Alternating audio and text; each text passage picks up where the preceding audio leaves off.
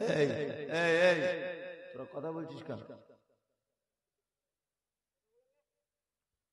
وقال الله تعالى أعوذ بالله من الشيطان الرجيم قل إن كنتم تحبون الله فاتبعوني يحببكم الله ويغفر لكم ذنوبكم والله غفور رحيم। গোটা বিশ্ব যখন এগিয়ে চলেছে, আমরা তখন বসে বিবি তালাকের ফতোয়া খুঁজেছি ফিকহ হাদিস চষে। হানাফি, শাফি, মালিকি, হাম্বলি তখনও মিটিনি গোল। এমন সময় আজরাইল এসে হাঁক দিল তোল পিতল। বাহিরের দিকে যত বেড়ে চলেছে, ভিতরের দিকে তত মুসলিম মোরা বেড়ে চলেছি গরু ছাগলের মতো। ছোট্ট খোকন বলল সেদিন বাবাকে তার ডেকে, আচ্ছা বাবা, তোমার চুলগুলো সব যাচ্ছে কেন পেকে? বাবা বলে, যাদের ছেলে দুষ্টুমিতে পাকা, তাদের বাবার মাথার চুল যায় না কাঁচা রাখা। ছোট্ট খোকন বলল তখন, হয়নি আমার ভুল, তুমিও তো ছিলে আমারই মতো, তাই পেকেছিল দাদুর চুল। আজকের জলসার সুযোগ্য নির্বাচিত যোগ্যতম সভাপতি, যোগ্যতম সঞ্চালক, শ্রোতা হিসেবে যারা এসেছেন, চলে গেছেন, আসছেন, নারী পুরুষ আবাল বৃদ্ধ বনিতা নির্বিশেষে সকলকে জানাচ্ছি আন্তরিক শুভেচ্ছা, ভালোবাসা, প্রেম, মোবারকবাদ, ধন্যবাদ, সাধুবাদ, স্নেহাশিস যথাক্রমে শ্রেণীগতভাবে। আলহামদুলিল্লাহ, আপনারা এতক্ষণ পর্যন্ত বিভিন্ন ওলামায়ে কাছ থেকে হাদিস এবং কোরআনের মূল্যবান বাণী আপনারা শুনেছেন। আমিও, আমার কণ্ঠস্বর অত ভালো না, ভাঙাচোরা গলা, এই নিয়েই এসেছি, কিছু কথা বলবো। আসলে আমরা মানুষ এত বড় বোকা যে আমাদের জন্য কোনটা ভালো আর আমাদের জন্য কোনটা খারাপ, আমরা এতদিন পর্যন্ত 50-60 বছর বয়স হয়ে গেল, এটা আমরা বুঝতে পারিনি।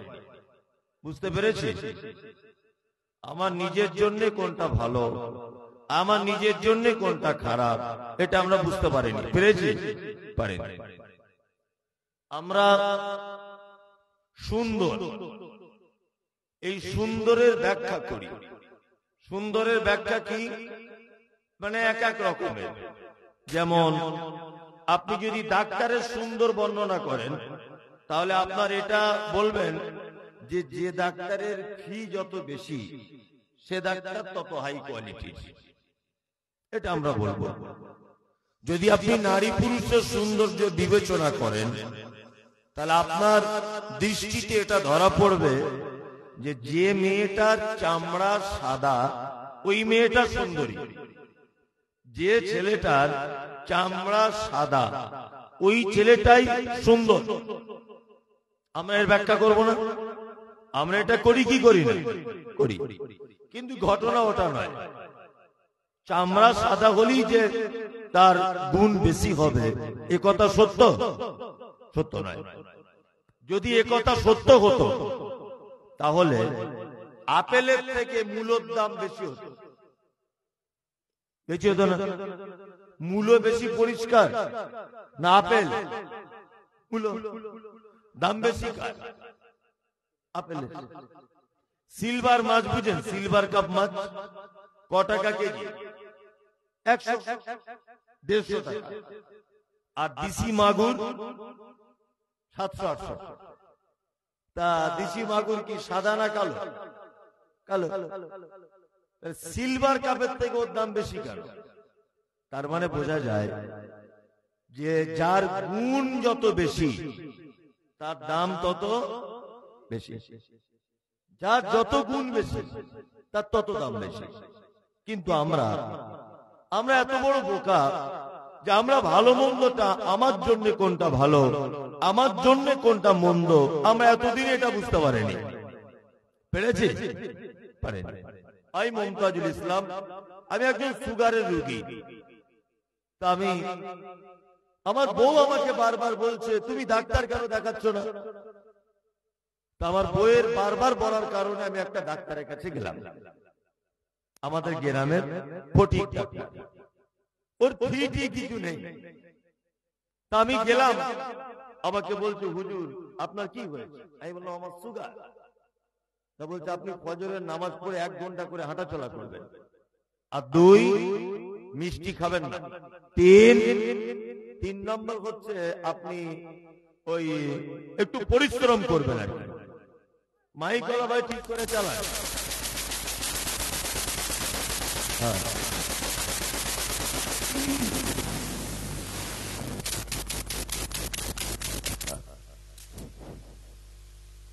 যাই হোক, ওর হয়তো যন্ত্রের কোনো ত্রুটি হচ্ছে, ইলেকট্রিক ব্যাপার, কিছু বলার নেই। তো ভাই তুমি আস্তে আস্তে ঠিক করো।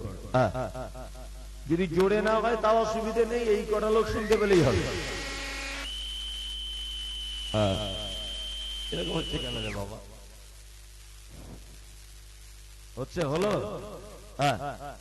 তুমি দরকার হলে এরকমই করে রাখো, তবুও ভালো, তবে বেশি ভালো করতে গিয়ে খারাপ করে দিও না।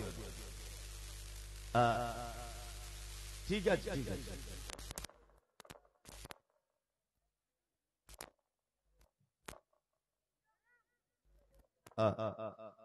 থাক, এরকমই থাক। আর আপনারা চুপ করুন, কেউ কিছু বলিয়েন না। তা আমি ডাক্তারের কাছে গেলাম, একটা ঘেতুরে ডাক্তার। তা ঘেতুরে ডাক্তার আমাকে বলছে যে আপনি যদি এই রোগ থেকে যদি আপনি বাঁচতে চান, হ্যালো,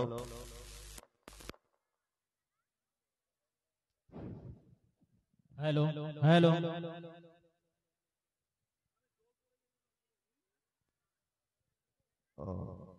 ঠিক আছে। আচ্ছা, এরকম আস্তে আস্তেই হোক, আপনি আর নাড়াচাড়া করিয়েন না, এই সাউন্ডটাই থাক। ঠিক আছে, ঠিক আছে। যাই হোক, তাহলে এদিকে ফিরুন এবার। তাহলে যেটা বলছিলাম যে আমরা নিজের ভালোটা অনেক সময় নিজে বুঝতে পারি না। তা গ্রামের একটা হাতুড়ে ডাক্তারের কাছে গেলাম, আমাকে দেখালাম। হাতুড়ে ডাক্তার আমার হাতটা ধরে সবকিছু করে বলছে হুজুর আপনি ফজরের নামাজ পড়ে 1 ঘন্টা করে হাঁটবেন, আর রসগোল্লা খাবেন না, আলু খাবেন না, আর একটু পরিশ্রমের কাজ করবেন, আর 10 টাকা পাতা একটা ওষুধ দিচ্ছি, আপনি এই ওষুধটা বাড়িতে প্রত্যেকদিন একটা করে খাবেন, আমার ফিটি কিছু লাগবে না। তা বাড়ি চলে এলাম আমি। আমার স্ত্রী আমাকে বলছে ডাক্তার দেখানো হলো? হ্যাঁ হয়েছে। বলছে কাকে দেখিয়েছো? আমি বললাম গ্রামের ফটিক ডাক্তারকে দেখিয়েছি। তা বলছে ওর ফি কত? আমি বললাম ওর ফিটি নেয় না, 10 টাকা পাতা একটা ওষুধ দিয়েছে, ফজরের নামাজ পড়ে হাঁটতে বলেছে, মিষ্টি খেতে মানা করেছে, আলু খেতে মানা করেছে।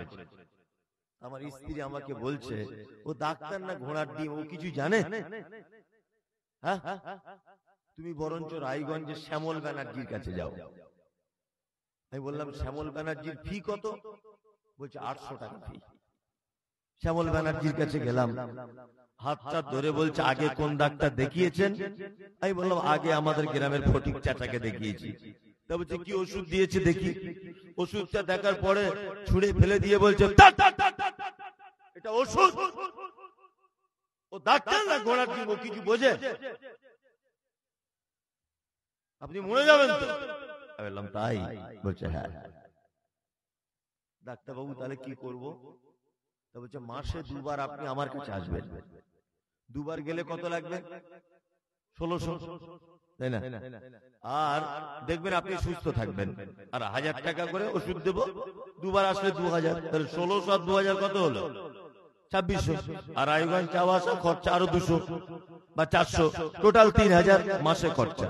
ডাক্তার তখন বলছে এই ওষুধটা খান, মিষ্টি জনমের খাওয়া খান, আলু খান, ফজরের নামাজ পড়ে হাঁটা তো দূরের কথা, নামাজ না পড়ে ঘুমান, কোনো সমস্যা নেই, আপনি সুগার থেকে ভালো হয়ে যাবেন। আচ্ছা বলুন, খুব মনোযোগ দিয়ে, আমরা এই দুটো ডাক্তারের ভিতরে সব থেকে ভালো মনে করি কাকে? বলুন। রায়গঞ্জের ডাক্তারটা, তাই না? রায়গঞ্জের, ওকে আমরা বেশি ভালো মনে করি। এবার বলুন, আপনাকে দুদিন বেশি বাঁচাবার পদ্ধতি বলে দিয়েছে কে? গ্রামের ফটিক ডাক্তার, তাই না? জি তাই। আমরা বক্তারা ওয়াজ করি, নসিহত করি, তাই না? মানে 2 ঘন্টা বক্তব্য দিয়ে চলে যায়, সবাই একই ব্যাপার। কিন্তু আমার এই 2 ঘন্টার বক্তব্য থেকে মানুষ কিছু শিখতে পেল কিনা, মানুষ কিছু জানতে পারলো কিনা, এটা দেখার দরকার আছে না নেই? আছে। ফরজ গোসল করতে পারেন এরকম কোন লোক আছেন যে আমি নিয়ম জানি? কেউ আছেন?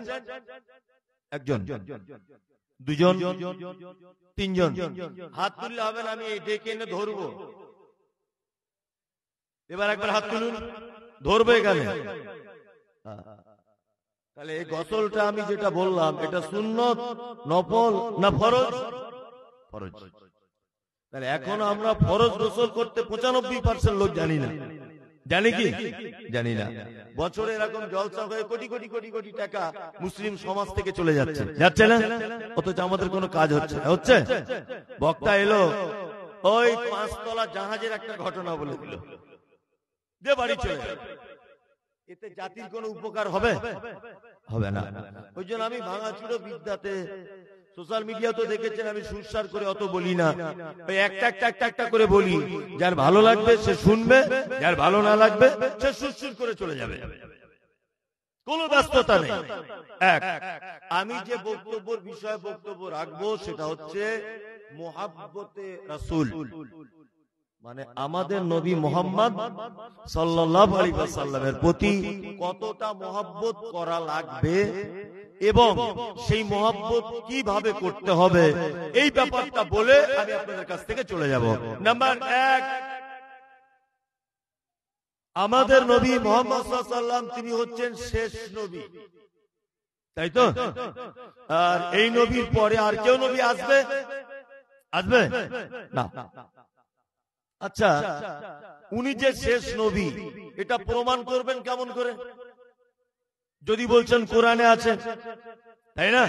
খাতামান নবিয়্যিন, তিনি হচ্ছেন শেষ নবী।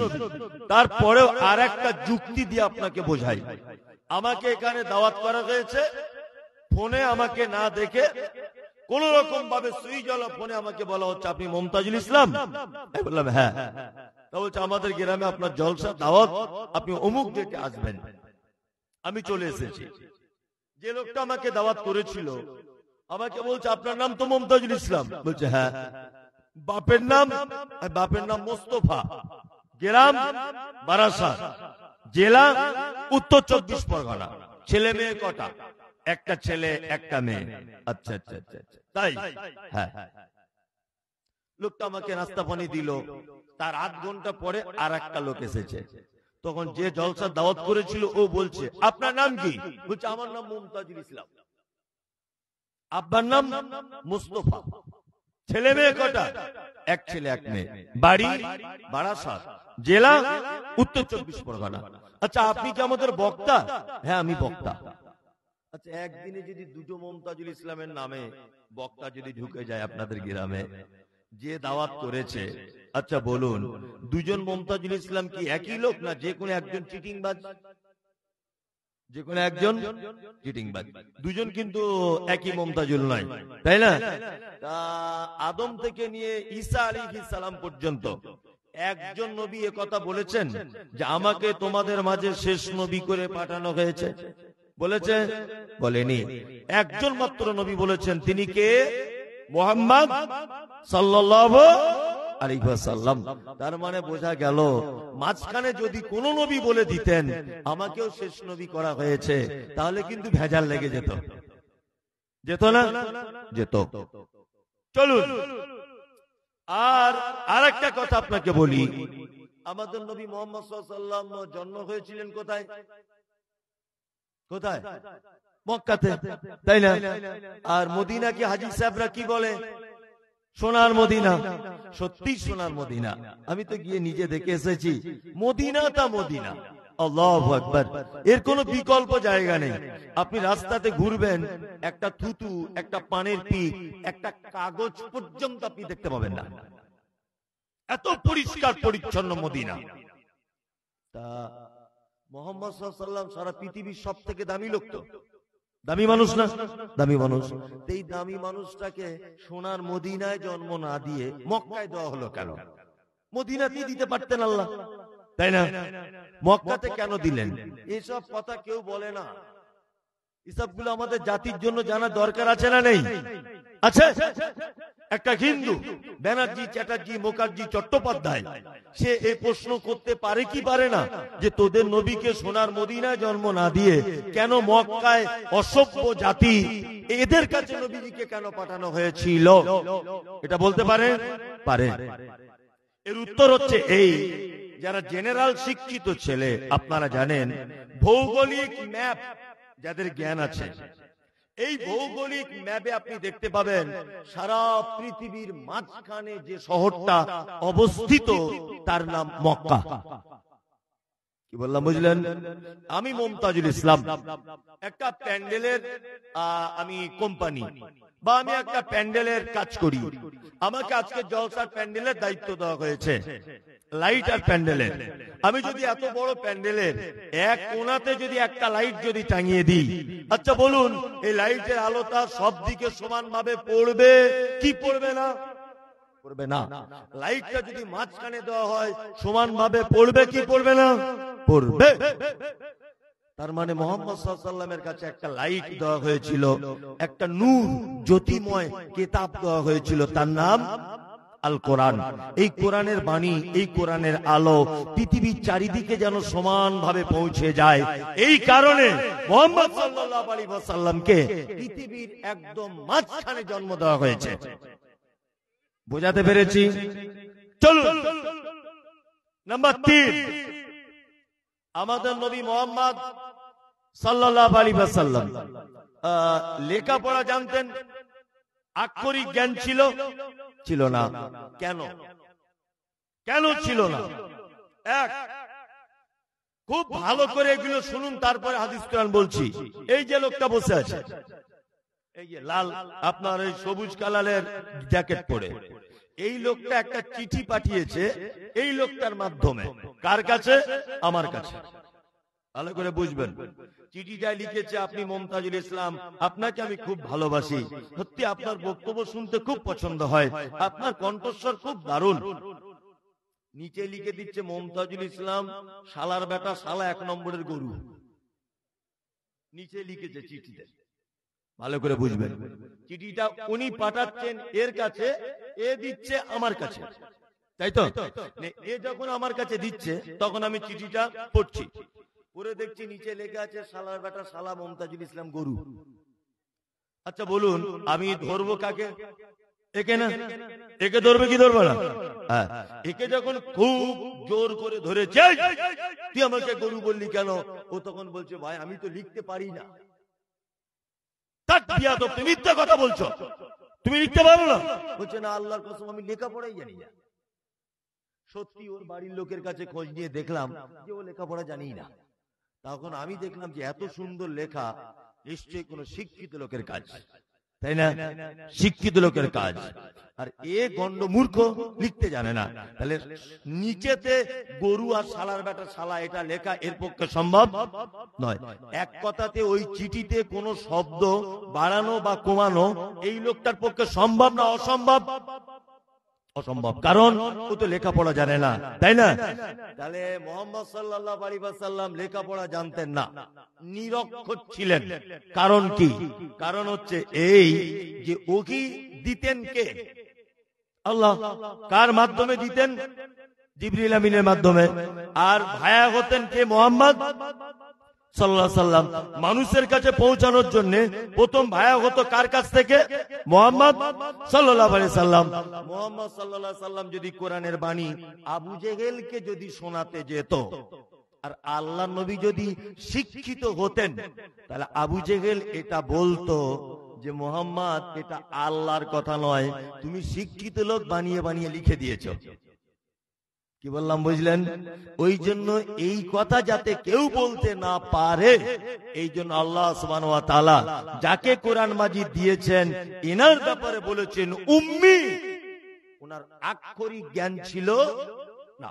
মুহাম্মদ সাল্লাল্লাহু আলাইহি ওয়াসাল্লাম মারাত্মক জ্ঞানী মানুষ ছিলেন, কিন্তু তিনি লিখতে পারতেন না, আক্ষরিক জ্ঞান ছিল না। আল্লাহু আকবার। এই কৌশল। নাম্বার 2, মুহাম্মদ সাল্লাল্লাহু আলাইহি ওয়াসাল্লাম বা পড়তে জানতেন না কেন, লিখতে জানতেন না কেন, আক্ষরিক জ্ঞান ছিল না কেন, এরও পেছনে একটা যুক্তি রয়েছে। যেমন আমি একজন সারা পশ্চিম বাংলার বক্তা, সবাই আমাকে চেনে, প্রত্যেকেই আমাকে চেনে, চেনে না? চেনে।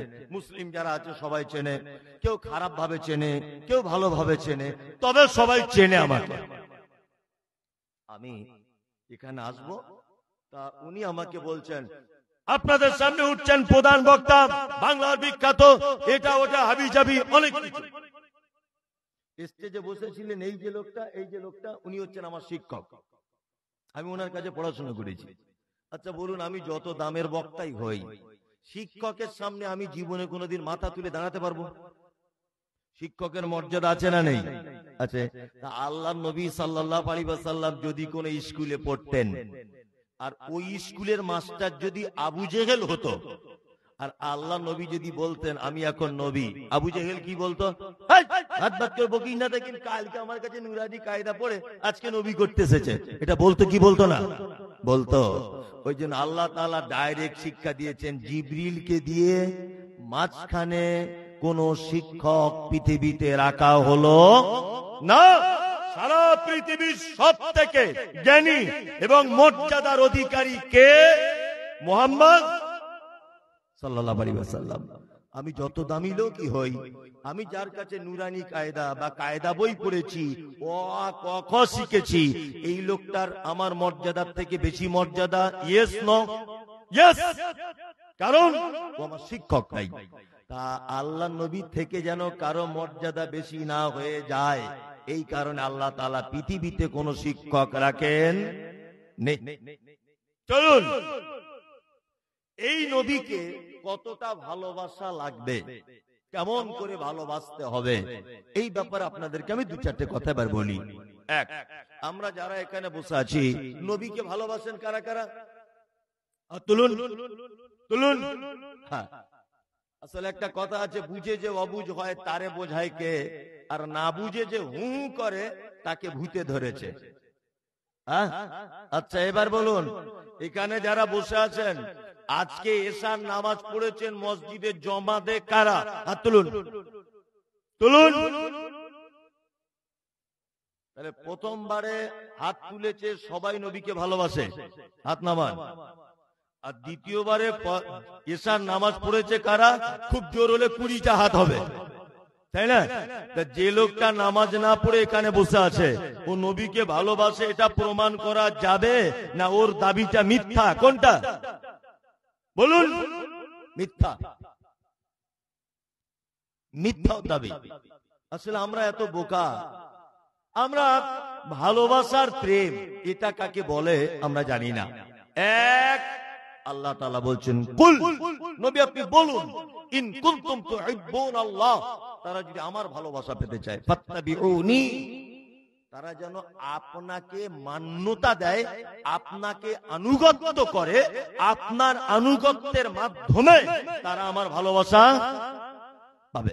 তার মানে আল্লাহর সঙ্গে প্রেম করতে গেলে, আল্লাহর সাথে ভালোবাসা করতে গেলে, আল্লাহর ভালোবাসা পেতে গেলে প্রথম মেনে চলতে হবে কাকে? মুহাম্মদ সাল্লাল্লাহু আলাইহি ওয়াসাল্লামকে। তাহলে মুহাম্মদ সাল্লাল্লাহু আলাইহি ওয়াসাল্লামকে ভালোবাসতে গেলে কি নামাজ লাগে না? লাগে। দাড়ি লাগে? লাগে লাগে। পান গুটকা খাওয়া লাগে তো? কেন ওটা লাগে না? পরের জমি ফাঁকি দেওয়া লাগে? গাঁটের নিচে কাপড় লাগে, পেচ্ছাপ করে পানি না নেওয়া লাগে। যতজন হাত তুলেছেন নবীকে ভালোবাসি, এর 98 জন লোক এমনিতে হাত তুলেছে না বুঝে। আসলে ভালোবাসা মৌখিক যদি হয় নবীর প্রতি, তাহলে জান্নাত যাওয়া যাবে কি না? প্রমাণ এই দেখুন, আপনাকে প্রমাণ দিই। মুহাম্মদ সাল্লাল্লাহু আলাইহি ওয়াসাল্লামের আপন চাচা, নাম তার আবু তালিব। কি নাম? আবু তালিব। চাচা মারা যাচ্ছেন।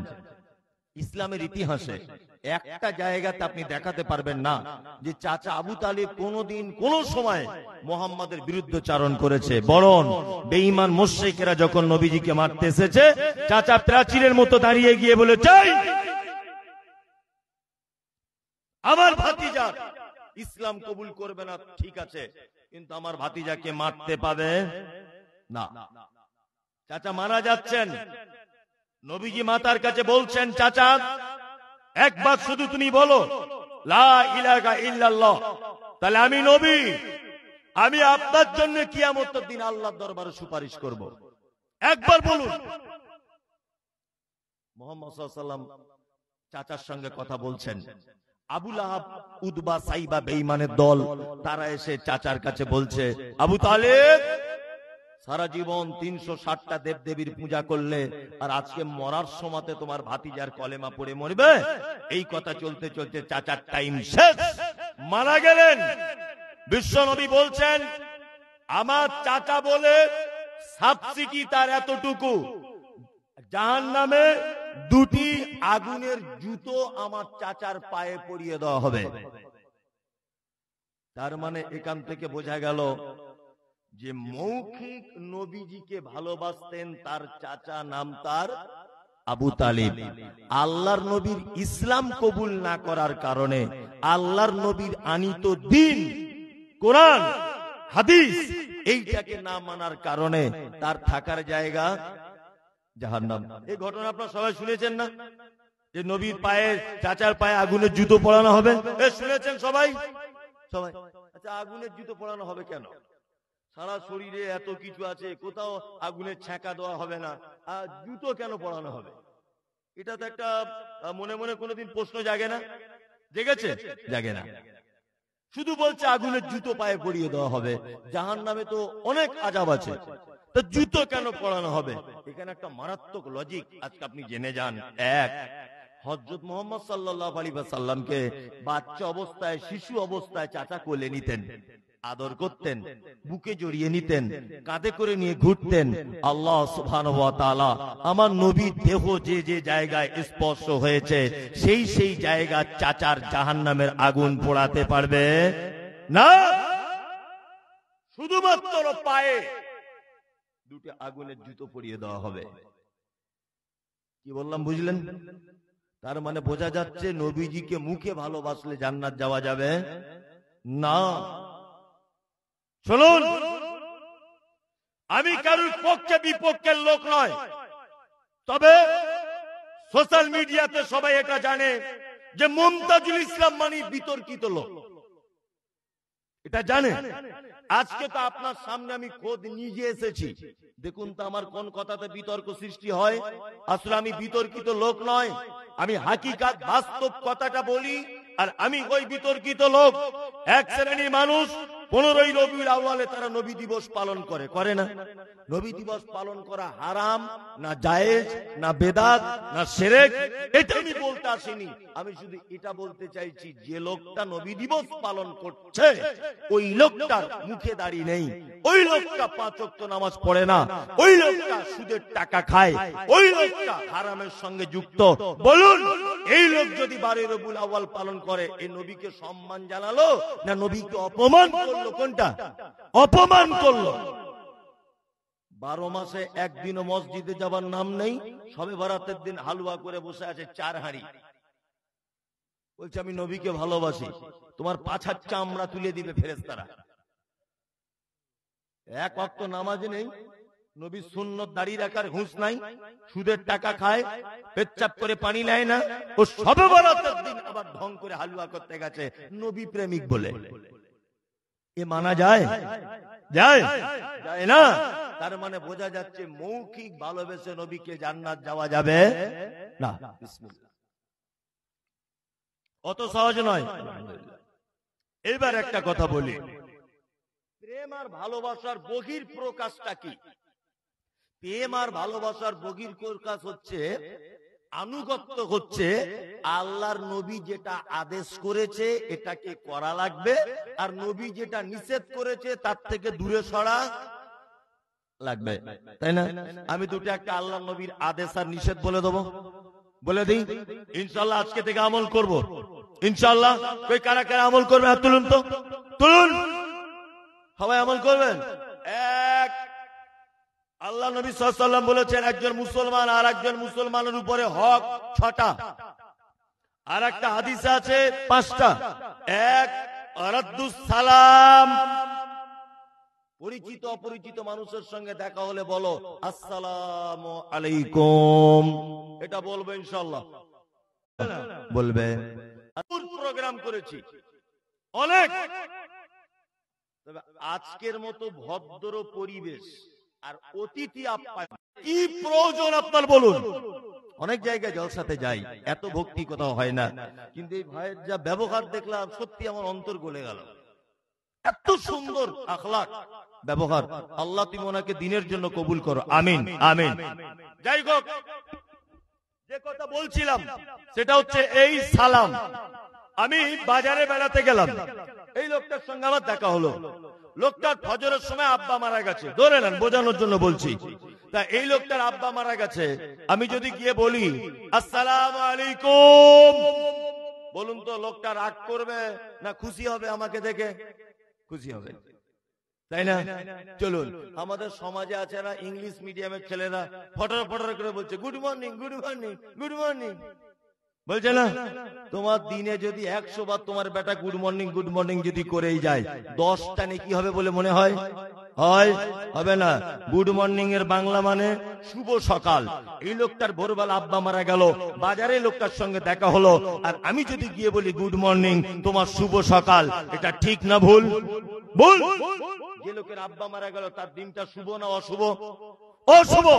কিন্তু লোকটাকে যদি আমি বলি আসসালামু আলাইকুম, ওর মনটা ভরে যাবে না? আল্লাহ তোমার উপরে শান্তি বর্ষণ করুক, তাই না? মনটা ভরে যাবে। ফাও নেকি, ফাও বুঝেন তো? ফাও নেকি। এক, আল্লাহ নবী সাল্লাল্লাহু আলাইহি ওয়াসাল্লাম বলছেন ইসলামের ভিতরে ওই লোকটা সব থেকে উত্তম যে লোকটা পরিচিত অপরিচিত মানুষকে দেখে বলে আসসালামু আলাইকুম। তাহলে আজকে থেকে ইনশাআল্লাহ আমরা এক অপরকে সবাইকে দেখে বলবো আসসালামু আলাইকুম, ইনশাআল্লাহ বলবো, ইনশাআল্লাহ। আমরা অনেক কাজ ভুল করি, যেমন আমার সঙ্গে ঘরে একটা লোক দেখা করতে গেল, উনি সালাম দিলেন, তা আমি ওয়ালাইকুম আসসালাম হাত বাড়ালাম, তারপরে বলছি ভাই কেমন আছেন, তো ও আমাকে বলছে আপনার দুয়ায় আল্লাহর রহমতে ভালো আছি। তা ওকে আমি চিনি? ওর জন্য জীবনে দোয়া করেছি আমি? ওকে আমি জীবনে চিনি? লোকটাকে চিনি না। তো ও বলছে আপনার দুয়াতে আল্লাহর রহমতে ভালো আছি। এ কথা বলা একেবারেই চলবে না, কারণ এই কথা বললে শিরকের একটা গন্ধ এসে যায়। তার মানে আপনি যদি দোয়া না করতেন তাহলে আল্লাহর রহমত হতো না। কি বললাম বুঝলেন? আপনাকে কেউ জিজ্ঞাসা করছে কেমন আছেন, আপনি ডাইরেক্ট কি বলবেন? আলহামদুলিল্লাহ। তাহলে আমরা এক অপরকে দেখে সালাম দেবো ইনশাআল্লাহ, ইনশাআল্লাহ। চলুন আরেকটা পদ্ধতি বলে দিই। এক, আল্লাহ তাআলা পবিত্র আল কোরআনে বলছেন লা তাদখুলুল বুয়ুতা গায়রা বুয়ুতিকুম, এই তোমরা যারা ঈমানের স্বীকৃতি দিয়েছো শোনো, নিজের ঘরে বা অপরের ঘরে তোমরা যখন প্রবেশ করবে তখন কি করবে? দরজায় দাঁড়িয়ে বলবে আসসালামু আলাইকুম। এটা বলা লাগবে। কি বললাম বুঝলেন না? এটা বলা লাগবে। যাদের সংসারে অশান্তি হচ্ছে, মেয়েরা তো আমার বক্তব্য পছন্দ করে না, আমি সুর করে বলি না তো, ওই কারণে যাদের সংসারে স্বামী স্ত্রী অশান্তি সবারই হয়, হয় না? আমি হুজুর বলে লাট সাহেব না, আমারও হয়, সবারই হয়। সংসারের অশান্তি যদি আজকে থেকে বাঁচাতে চান, একটা পদ্ধতি অবলম্বন করুন। আপনার বউকে দিনে টার্গেট করুন, 10 বার বলবেন আসসালামু আলাইকুম। যদি বলছেন সালাম দিলে অশান্তি চলে যাবে কেন? আপনি শুনুন, আসসালামু আলাইকুম বাংলা মানে আল্লাহ তোমার উপরে শান্তি বর্ষণ করুক। তা আপনি 10 বার আপনার বউকে বলছেন আল্লাহ তোমার উপরে শান্তি বর্ষণ করুক, ও উত্তরে কি বলবে? ওয়ালাইকুম আসসালাম, আল্লাহ তোমার উপরেও করুক। তাহলে দুজনের জন্য যদি শান্তি কামনা করি, সারা সপ্তাহে যদি একবারও যদি আল্লাহ এটা কবুল করে নেয়, তাহলে আর অশান্তি থাকবে? থাকবে? থাকবে না। তার মানে সংসারের শান্তি ফেরত আনার এটা একটা বড় মাধ্যম, যে আপনারা স্বামী স্ত্রী এক অপরকে দেখে বলবেন আসসালামু আলাইকুম, ইনশাআল্লাহ। ইনশাআল্লাহ। নাম্বার 2, আপনার বাড়িতে একটা বেটি আছে, বেটিটার বয়স 16 বছর, তার যৌবন চলে এসেছে। শীতকালে পুরুষ মানুষ কেউ বাড়িতে ছিল না বলে ও আর ওর মা গোসল করে একটু রোদ্দুরে বসে বসে তেল টেল মাখছিল, তাই না? আপনি হঠাৎ করে যদি দরজা দিয়ে ঘরের ভিতরে ঢুকে যান, আর আপনার মেয়ের গায়ে যদি ওড়না না থাকে, চাদর যদি না থাকে, তাহলে আপনার মেয়ে এই অবস্থায় যদি আপনাকে দেখে, লজ্জা পাবে কি পাবে না? পাবে, পাবে। ইসলাম বলে দিয়েছে তুমি দরজায় দাঁড়িয়ে, এতেও যদি না হয় আসসালামু আলাইকুম শাকিলা, ও সাবিনা, দরজা খোলো মা, দরজাটা খোলো। আপনার মেয়ে তাড়াতাড়ি করে একটা ওড়না বুকে জড়িয়ে দরজা খুলতে আসবে। হাদিসে মানা আছে, দুটি সময়ে আপনার যে ঘরে থাকেন ওই ঘরে ঢুকতে গেলেও অনুমতি নিয়ে ঢুকতে হবে। এগুলো ছোটখাটো আমল ইনশাআল্লাহ করার চেষ্টা করব। এক, আপনার আব্বা মা যে ঘরে রাতের বেলা শুয়ে থাকে, দুপুর বেলাতে যে ঘরে আপনার আব্বা মা শোয়, দুপুর বেলা খাওয়া দাওয়ার পরে, নামাজের পরে ওই ঘরে ঢোকার আগে মা আসবো, যদি বলছেন আব্বা মায়ের ঘরে ঢুকতে গেলে অনুমতি নিতে হবে, জি হ্যাঁ। আরে আপনার আব্বা মা, কিন্তু ওরা তো দুজন স্বামী স্ত্রী। কি বলছি বুঝতে পারছেন না? ওরা দুজন কি স্বামী স্ত্রী। জোহরের সময়তে অনুমতি নিয়ে ঢুকতে হবে। 2, এশার নামাজের পর খাওয়া দাওয়া করে আপনার বৌমা যে ঘরে থাকে অনুমতি নিয়ে ঢুকতে হবে। আপনার যুবতী মেয়ে যে ঘরে থাকে অনুমতি নিয়ে ঢুকতে হবে। মা আসপিয়া, মোবাইলের চার্জারটা ফেলে দিয়েছি, মা একটু জানালা দিয়ে দাও তো। আপনি যদি হঠাৎ করে ঢুকে যান আর আপনার মেয়ে দেখবেন ও অন্যরকম ভাবে একা একা শুয়ে আছে, আপনাকে দেখে লজ্জা করবে কি করবে না? করবে। এ হচ্ছে ইসলাম। মুহাম্মদ সাল্লাল্লাহু আলাইহি ওয়াসাল্লাম এটা শিখিয়ে দিয়ে গেছেন। আমরা এক অপরকে সালাম দেব ইনশাআল্লাহ। 2, ওয়ায়াদাতুল মারিদ, কেউ যদি অসুখে পড়ে যায় তাহলে তাকে দেখতে যাও। অসুস্থ মানুষকে দেখতে যাবার নিয়ম কি? এইসব ছোটখাটো কথা বড় বড় হুজুররা বলেন, আমি ছোট হুজুর তো ওই জন্য আপনাদেরকে বলে দিচ্ছি। এগুলো পাহাড় পাহাড় নাকি। আল্লাহ নবী বলেছেন, তোমার পাড়াতে, তোমার বাড়ির পাশে কোন লোক যদি অসুখে যদি পড়ে যায়, আর তুমি যদি সকাল বেলাতে লোকটাকে দেখতে যাও, গিয়ে মাথায় হাত বুলিয়ে দিয়ে বলবে লা বাসা তাহুরুন ইনশাআল্লাহ, এই দোয়াটা বলবে। যদি সকালে যাও সন্ধ্যা পর্যন্ত 70,000 ফেরেশতা তোমার জন্য কল্যাণ কামনা করে আর বলে আল্লাহ রুগীকে তো ভালো করবে করবে, যে দেখতে এসেছে ওকে আগে ভালো করো। তা লস হলো না লাভ হলো? লস হলো না লাভ হলো? লাভ হলো। আমরা আমল করবো ইনশাআল্লাহ। ওয়ায়াদাতুল মারিজ ওয়া ইত্তিবাউজ জানায়েজ, আল্লাহ নবী বলেছেন কেউ মারা গেলে তোমরা তার জানাজা পড়তে চলে যাও। গেলে জানাজা পড়লে একটা উহুদ পাহাড়ের সমান নেকি, মাটি দিলে আর একটা উহুদ পাহাড়ের সমান নেকি। ওয়া ইজাবাতুদ দাওয়াতে, কেউ দাওয়াত দিলে গ্রহণ করো। ইনশাআল্লাহ করব। আরে বাবা, গরুর গোশতের ব্যাপার আছে, ইনশাআল্লাহ তো বলতেই হবে, তাই না?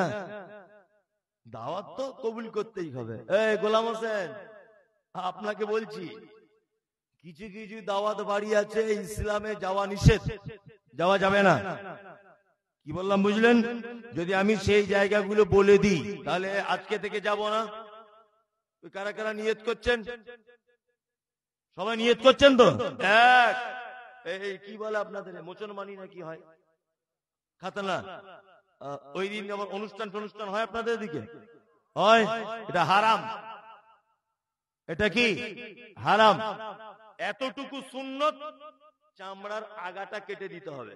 ও বটি করে আপনি নিজে নিজেও দিতে পারেন, কোনো সমস্যা নেই। যদি আপনার সাহস যদি থাকে, আপনি ব্লেডে করে নিজে নিজেই কেটে দেবেন আপনার ব্যাটার। ইসলামে এর কোনো পদ্ধতি নেই। ব্যাটার মুসলমানি হচ্ছে মা পানিতে গলা পর্যন্ত দিয়ে বসে আছে পুকুরে, চাচি এরকম করে আছো কেন? বলছে উরি বাবা, আমার বাচ্চা ছেলে মুসলমানি জ্বালা কম করবে, জ্বালাটা কম করবে আমি মা পানিতে থাকলে। এসব কুসংস্কার, এগুলো কি ইসলামে কুসংস্কার। মুসলমানিতে খাতনাতে অনুষ্ঠান হারাম, চলবে না। আর এই অনুষ্ঠানে দাওয়াত খাওয়াটাও চলবে না। এর সঙ্গে ইসলামের কোনো সম্পর্ক নেই। ইসলামের সম্পর্ক এতটুকুই যে তোমার বেটা ছোট অবস্থাতে হোক বড় অবস্থায় যে অবস্থাতে হোক, আগার চামড়াটা একটু কেটে দাও, এটাই সুন্নাত। আর একটা বলে দিই, আপনাদের এখানে মানুষ মারা গেলে ওই 40-40 দিন ভোজ হয় নাকি? হয় করে না? করে। একটু বোঝার চেষ্টা করুন।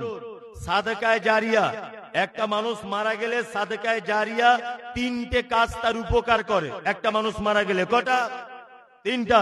1 সাদকায়ে জারিয়া, 2 আওয়ালাদিন সালেহিন ইয়াদউ লাহু, এমন একটা সন্তান সে রেখে গেছে যে সন্তান কুরআন মাজিদ তেলাওয়াত করে, যে সন্তান মসজিদের ইমামতি করে, এই সন্তানের বিনিময়ে বাপ নেকি পাবে। 3 আও ইলমিন ইয়ামতাফাউ বিহি, আর এমন এক শিক্ষা মানুষকে দিয়ে গেছে যে শিক্ষা সে আরেকজনকে দিতে পারবে। এই রকম শিক্ষা 3টে উপকার মানুষ মারা যাবার পরেও তার আমলনামাতে হয়, বাকি একটা নেকি আর পায় না। লোককে খাওয়ানো সাদকায়ে জারিয়া নয়। জারিয়া মানে কি? জারিয়া মানে যেটা বজায় থাকে, ধারাবাহিকতার সঙ্গে চলতে থাকে। আপনার আব্বা মারা গেছে, আপনার আব্বার নামে মাদ্রাসায় 5,000 টাকা দিয়ে সিমেন্ট কিনে দিলেন আপনি, এটা সাদকায়ে জারিয়া। আপনার আব্বা নেকি পাবে। কি বললাম বুঝলেন?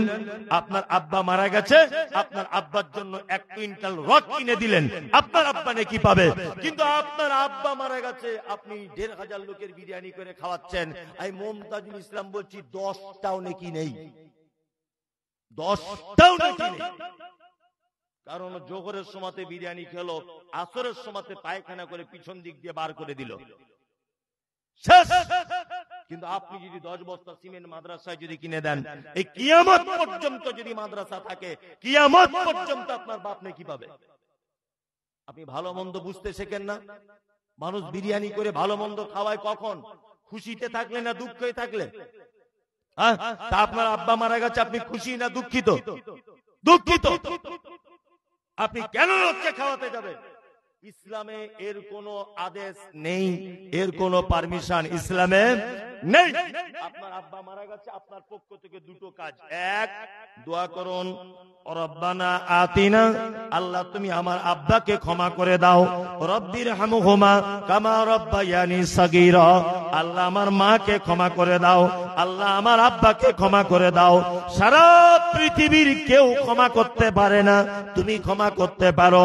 কামা ফিন্নাস আন্নাসুন নিয়াম, রাতের বেলা সবাই যখন ঘুমিয়ে যায় তুমি তখন ওঠো, উঠে তোমার আব্বার জন্য বলো আল্লাহ আমার আব্বাকে ক্ষমা করে দাও, তাহলে তোমার আব্বা কিছু পাবে। 2, তোমার আব্বার জন্য মাদ্রাসা মসজিদে দান করো, তোমার আব্বা পাবে। তোমাকে 1.5 লাখ টাকা খরচা করে গরু জবাই করে কে চল্লিশা করতে বলেছে? বেঁচে থাকা অবস্থায় তোমার আব্বাকে খেতে দাওনি, আর মরার পরে দরদ উতলে উঠছে নাকি? খুব দরদ হচ্ছে? একদম নয়। 3 নম্বর হচ্ছে এই, আপনাদের এখানে বিয়ে শাদিতে টাকা পয়সা সব কোনো সিস্টেম নেই তো? আচ্ছা, 5 লাখ 6 লাখ তুই বিয়ে করেছো, তুমি লিবে? হ্যাঁ লিবে? বলছে হ্যাঁ লিব। বলছে হ্যাঁ ঠিক আছে, লিবি, বেশি করে লিবি। আর তো দেখতে ভালো তো, মেয়ের বাপ দিবেও তো অনেক। এই কারা কারা লিইনি হাত তুলুন তো, 1 পয়সা লিইনি দাবি করে। অনেকজন আছে না? আর যারা লিয়েছে হাত তুলতে পারছে না। কাল সকালবেলা হতে হতেই ফেরত দিতে হবে টাকা। যারা যারা নিয়েছে কাল সকালে সূর্য ওঠার আগে ফেরত দিতে হবে, তাছাড়া আপনার সারা জীবনের আমল সব বরবাদ। যদি বলছেন এত বড় কথা বলে দিলেন, ইসলামে জুলুম, কারোর উপরে জুলুম করা এটা জায়েজ না না জায়েজ? কারোর উপরে অত্যাচার করা জায়েজ না না জায়েজ? না জায়েজ নয়, কাবিরা গুনাহ, কাবিরা কাবিরা। আপনি যে বেটির বাপের কাছ থেকে জোর করে টাকা নিয়েছেন, এটা তার বাপের উপরে জুলুম করলেন কি করলেন না? করলেন না? আল্লাহু আকবার, কাবিরা পাপ করে দিয়েছেন আপনি, হারাম। আপনার তো লজ্জা শরমও থাকা দরকার। হ্যাঁ, সত্যি সমাজ এত অবিবেচক।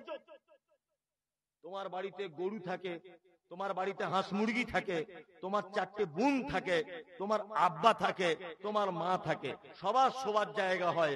আর পরের বেটিকে বিয়ে করে যখন আনবে তখন বলছে শোবে কিসে, খাট নিয়ে আসতে হবে।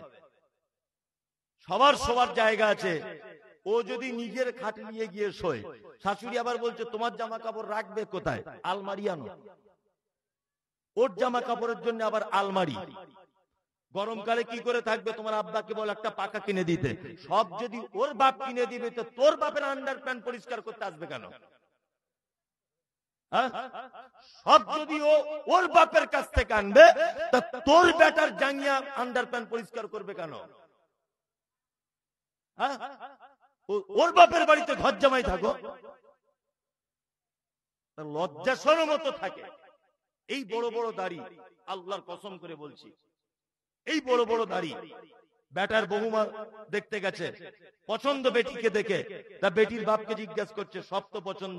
বেটির বাপ তখন বলছে আপনার কিছু চাওয়া পাওয়া আছে?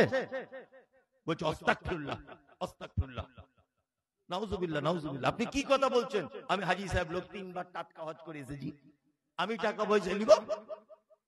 ভালো করে বুঝবেন, হাজী সাহেব এত বড় বড় দাড়ি, বেটার বউ দেখতে গিয়ে বলছে একেবারে পছন্দ, কোনো অসুবিধা নাই, পছন্দ হয়ে গেছে। হ্যাঁ, বেটির বাপ জিজ্ঞেস করে বলছে কিছু লাগবে? হাজী সাহেব বলছে না কিছু লাগবে না, তবে আমি এই ব্যাপারটা জানি না, যা জানে আমার বড় জামাই জানে। এরকম লোক আছে? এ পাক্কা শয়তান। কি বললাম বুঝলেন তো? যে হাজী সাহেব বলছে আমি জানি না, যা জানে বড় জামাই জানে, এ পাক্কা শয়তান। এরকম লোক আছে না? আছে।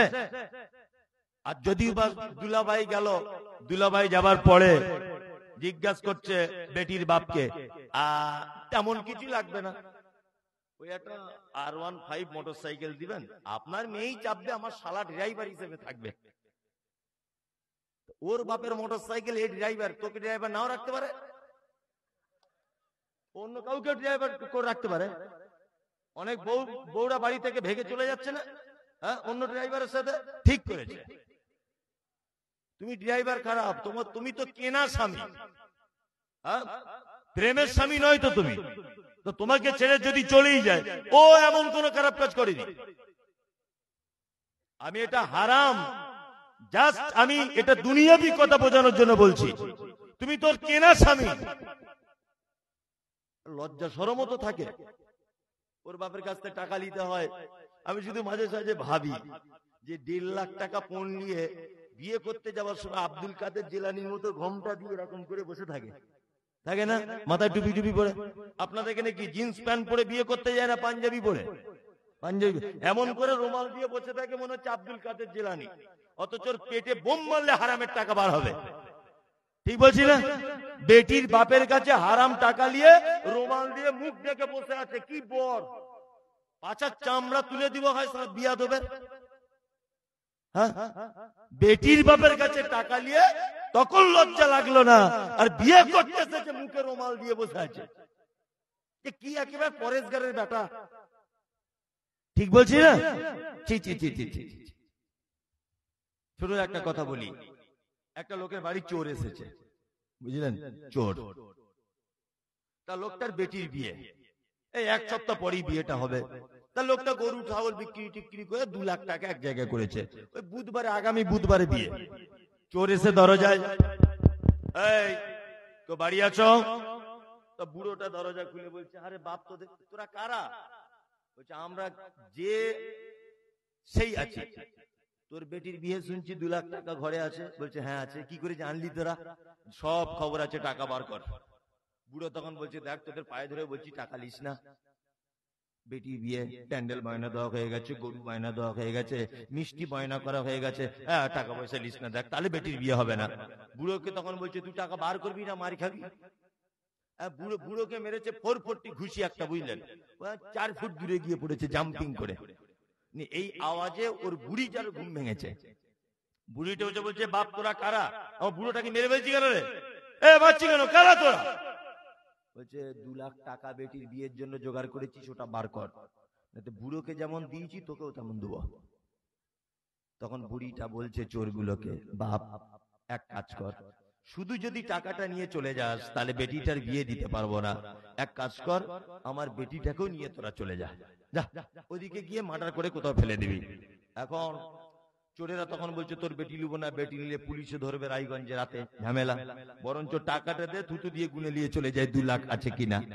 এখন চোরেদের একটা বৈশিষ্ট্য, শুধু টাকা লিবে, বেটি লিবে না, শুধু টাকাটা চাই, ও পরের বেটি লিবে না। কিন্তু বর্তমানে হারামখোর বেটার বাপদের বৈশিষ্ট্য, টাকাও লিবে, বেটিও লিবে। তাহলে বলুন তো, চোর ভালো না এরা ভালো? হ্যাঁ, চোর ভালো। চোরের তবু একটা গুণ আছে, ও যেখানে একটা লিবে, তাই না? আর এ দুটোই লিবে। পরের বেটি বৌমা হয়ে এসেছে বাড়িতে, থালা বাসন মাজতে মাজতে কাঁচের গ্লাসটা হাত থেকে পড়ে 2 টুকরো হয়ে গেছে। তখন শাশুড়ি বলছে, অলক্ষণীয় বউরে, 3 দিনের মাথাতে একটা গ্লাস ভেঙে দিল। ভালো করে বুঝবেন। অথচ ওর নিজের বেটি 22টা গ্লাস ভেঙে অন্য জনের বাড়ি সংসার করছে। কথা ঠিক বলছি না? গরিব মানুষের বেটি 2 তলা বাড়িতে বিয়ে হয়েছে, নতুন অল্প বয়সের বৌমা বারবার 2 তলাতে যাচ্ছে আর উঠছে আর নামছে। শ্বশুর মিষ্টি করে বলছে, বৌমা এর আগে জীবনে কোনোদিন 2 তলা বাড়ি দেখোনি চোখে? বলুন তো, এটা বেদনাদায়ক না আনন্দদায়ক? বেদনাদায়ক। কেন নির্যাতন? পৃথিবীতে একটা পুরুষ মানুষকে সমস্ত পাপ থেকে বাঁচাতে পারে একজন নারী, পারে না? পারে। তোমার স্ত্রী 2-4 বছর তোমাকে ছাড়া থাকতে পারবে, কোনো সমস্যা নেই। তুমি তোমার বউকে ছাড়া 15 দিন 20 দিন কোথাও টিকে থাকতে পারে না, তোমার ছটফট ছটফট করা লাগবে। তোমার পৃথিবীতে বৈধভাবে তোমার যে যৌবনের তৃপ্তি দেয়, বৈধভাবে যে আপনার সমস্ত রকমের সহযোগিতা করে, সে কে? স্ত্রী। তাকে বাড়িতে আনতে গেলে টাকা লাগে। এইরকম দাওয়াত বাড়িতে যদি আপনাকে দাওয়াত করা হয়, তাহলে আপনি আগে থেকে বলবেন আমি ওতে নেই। নাম্বার 3, এমন একটা দাওয়াত বাড়িতে আপনাকে বলা হলো, যে দাওয়াত বাড়িতে বাদ্যযন্ত্র বাজছে, অর্থাৎ ডিজে বাজছে, গান বাজছে, এমন একটা বাড়িতে আপনাকে ডাকা হলো যে বাড়িতে ছবি মূর্তি টাঙানো আছে, এই বাড়িতে দাওয়াত গ্রহণ করা ইসলামে একেবারে নিষেধ। কি বললাম বুঝলেন? ইনশাআল্লাহ আমরা এগুলো মেনে চলবো, ইনশাআল্লাহ। ইনশাআল্লাহ বিয়ে শাদী করবো, 1 টাকাও নিব না, বরঞ্চ তাকে মোহর দিয়ে বউ করে নিয়ে আসবো, তাই না? এটা হচ্ছে ইসলামের পদ্ধতি। মুহাম্মদ সাল্লাল্লাহু আলাইহি ওয়াসাল্লাম তিনি বলেন, ইয়া মাশারাশ শাবাব মান ইসতাতা মিনকুমুল বাত ফালিয়াতাজাওয়াজ। শোনো যুবক, তুমি বিবাহ করো, তোমার ক্ষমতা থাকলে করো। ক্ষমতা বলছে 4টে জিনিস বোঝানো হয়েছে। 1, তোমার যৌবন থাকতে হবে। 2, টাকা থাকতে হবে। 3, বাড়ি ঘরদোর থাকতে হবে। 4, তোমার চোখ যেদিকে ঘুরবে, বউ সেদিকে ঘুরবে, এর নাম স্বামী। বাড়িতে তুমি বসে থাকবে, তোমার বউ ভ্যানিটি ব্যাগ না কি বলে, ওই ভ্যানিটি ব্যাগ নিয়ে বন্ধনের লোন করতে যাবে, এর নাম স্বামী নয়। কি বলছি বুঝতে পারছেন না? ও গাধার বেটা, গাধা বাড়িতে বসে আছে, আর ওর বউকে পাঠাচ্ছে, বলছে স্যারেদের কাছে গিয়ে লোন করে আয়। 4 বার 5 বার যেতে যেতে ওই যে কোন স্যারের কাছে যাবে তা আল্লাহ ছাড়া কেউ জানে না। ভিতরে ভিতরে হতেও পারে, এরকম হবে না। বিশেষ প্রয়োজন ছাড়া বউকে বাড়ির ফাঁকে বার করা যাবে না। তাসমিতুল আতিস, মুহাম্মদ সাল্লাল্লাহু আলাইহি ওয়াসাল্লাম তিনি বলছেন যে কারো যদি হাঁচি হয়, কি বলে? আলহামদুলিল্লাহ। এটা যে শুনবে, ইয়ারহামুকাল্লাহ, ওটা যে শুনবে, ইয়াহদিকুমুল্লাহ ওয়া আসলিহু বালাকুম। 3 পর্যায়ের উত্তর দেওয়া লাগবে। তার মানে মুহাম্মদ সাল্লাল্লাহু আলাইহি ওয়াসাল্লামকে ভালোবাসা মানে তিনি যেটা বলেছেন সেটা করা লাগবে, তিনি যেটা নিষেধ করেছেন সেটা ছেড়ে দেওয়া লাগবে। আমরা এখানে 5টা জিনিস জানলাম। 1, সবাইকে দেখে সালাম দেবো ইনশাআল্লাহ। 2, অসুস্থকে দেখতে যাব। 3, জানাজার নামাজ পড়তে যাব। 4, বৈধ দাওয়াত কবুল করব। 5, হাঁচি গলে কি উত্তর দিব। চলুন, আমি এখন শুধু আদেশের কথা বলছি, পরে নিষেধের কথা আপনাকে বলবো। একজন বাচ্চা ছেলে নতুন ইসলাম গ্রহণ করেছে, 15-16 বছরের হবে। আল্লাহ নবীকে এসে বলছেন, দুল্লানি আলা আমালিন ইজা আমিলতাহু ফাদাখালতুল জান্নাতা ক্বালা তা'বুদুল্লাহ। আল্লাহ নবী, আমি জান্নাতে যাব, আপনি দয়া করে আমাকে জান্নাতে যাবার আমল বলে দেন তো। বাচ্চা ছেলেটা এসে বলছেন, আমি জান্নাতে যাব, আমার জান্নাতে যাবার কিছু আমল বলে দেন। 1, আল্লাহ নবী সাল্লাল্লাহু আলাইহি ওয়াসাল্লাম বলছেন তা'বুদুল্লাহ, সর্বক্ষেত্রে তুমি গোলামি করবে কার? কার? আল্লাহ। 2, ওয়ালা তুশরিক বিহি শাইআ, কখনো যেন শিরিক করবে না। শিরিক বুঝেন তো? কি বুঝেন? একজন বলুন, বুঝেন কি বুঝেন? পাগড়িওয়ালা, আপনি বলুন শিরিক মানে?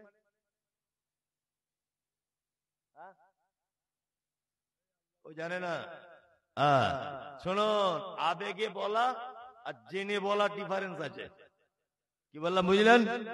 শিরিক, এক সহজ বাংলাতে জেনে নেন, আল্লাহ যে ক্ষমতা আছে, এই ক্ষমতা পৃথিবীর অন্য কারো আছে, এটা মনে করা শিরক।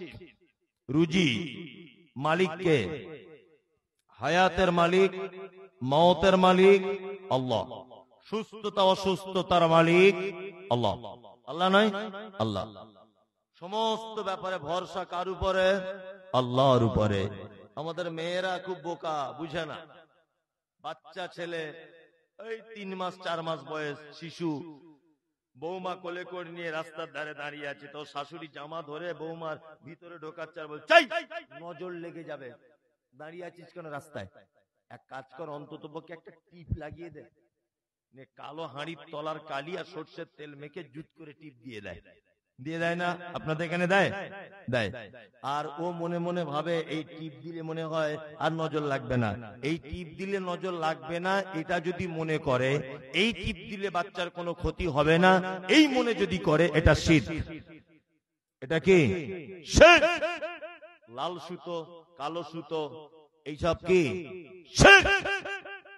হাতে আংটি পড়ে আছে 4-5টা, এটা প্রেম ভালোবাসা বাড়ানোর, এটা বাচ্চা কাচ্চা হয় না, এটা বইয়ের প্রতি টান, ঘন ঘন পেচ্ছাপ হয়, রাতে খারাপ স্বপ্ন দেখে, তাই 4-5টা আংটি হাতে। বিশাল যুবক ছেলে, 4টে আংটি 4টে পাথর, থাকে না এগুলো? এখানে অনেক লোক আছে আংটি পড়া, হাতে পাথর আছে না? হযরত ওমরের নাম শুনেছে? ভালো লোক ছিলেন না খারাপ? ভালো। পৃথিবীতে জান্নাতের কয়েকটা জিনিস আছে জানেন? 1, হাজরে আসওয়াদ, তাই না? যেটা, যে পাথরটা জান্নাত থেকে এসেছে।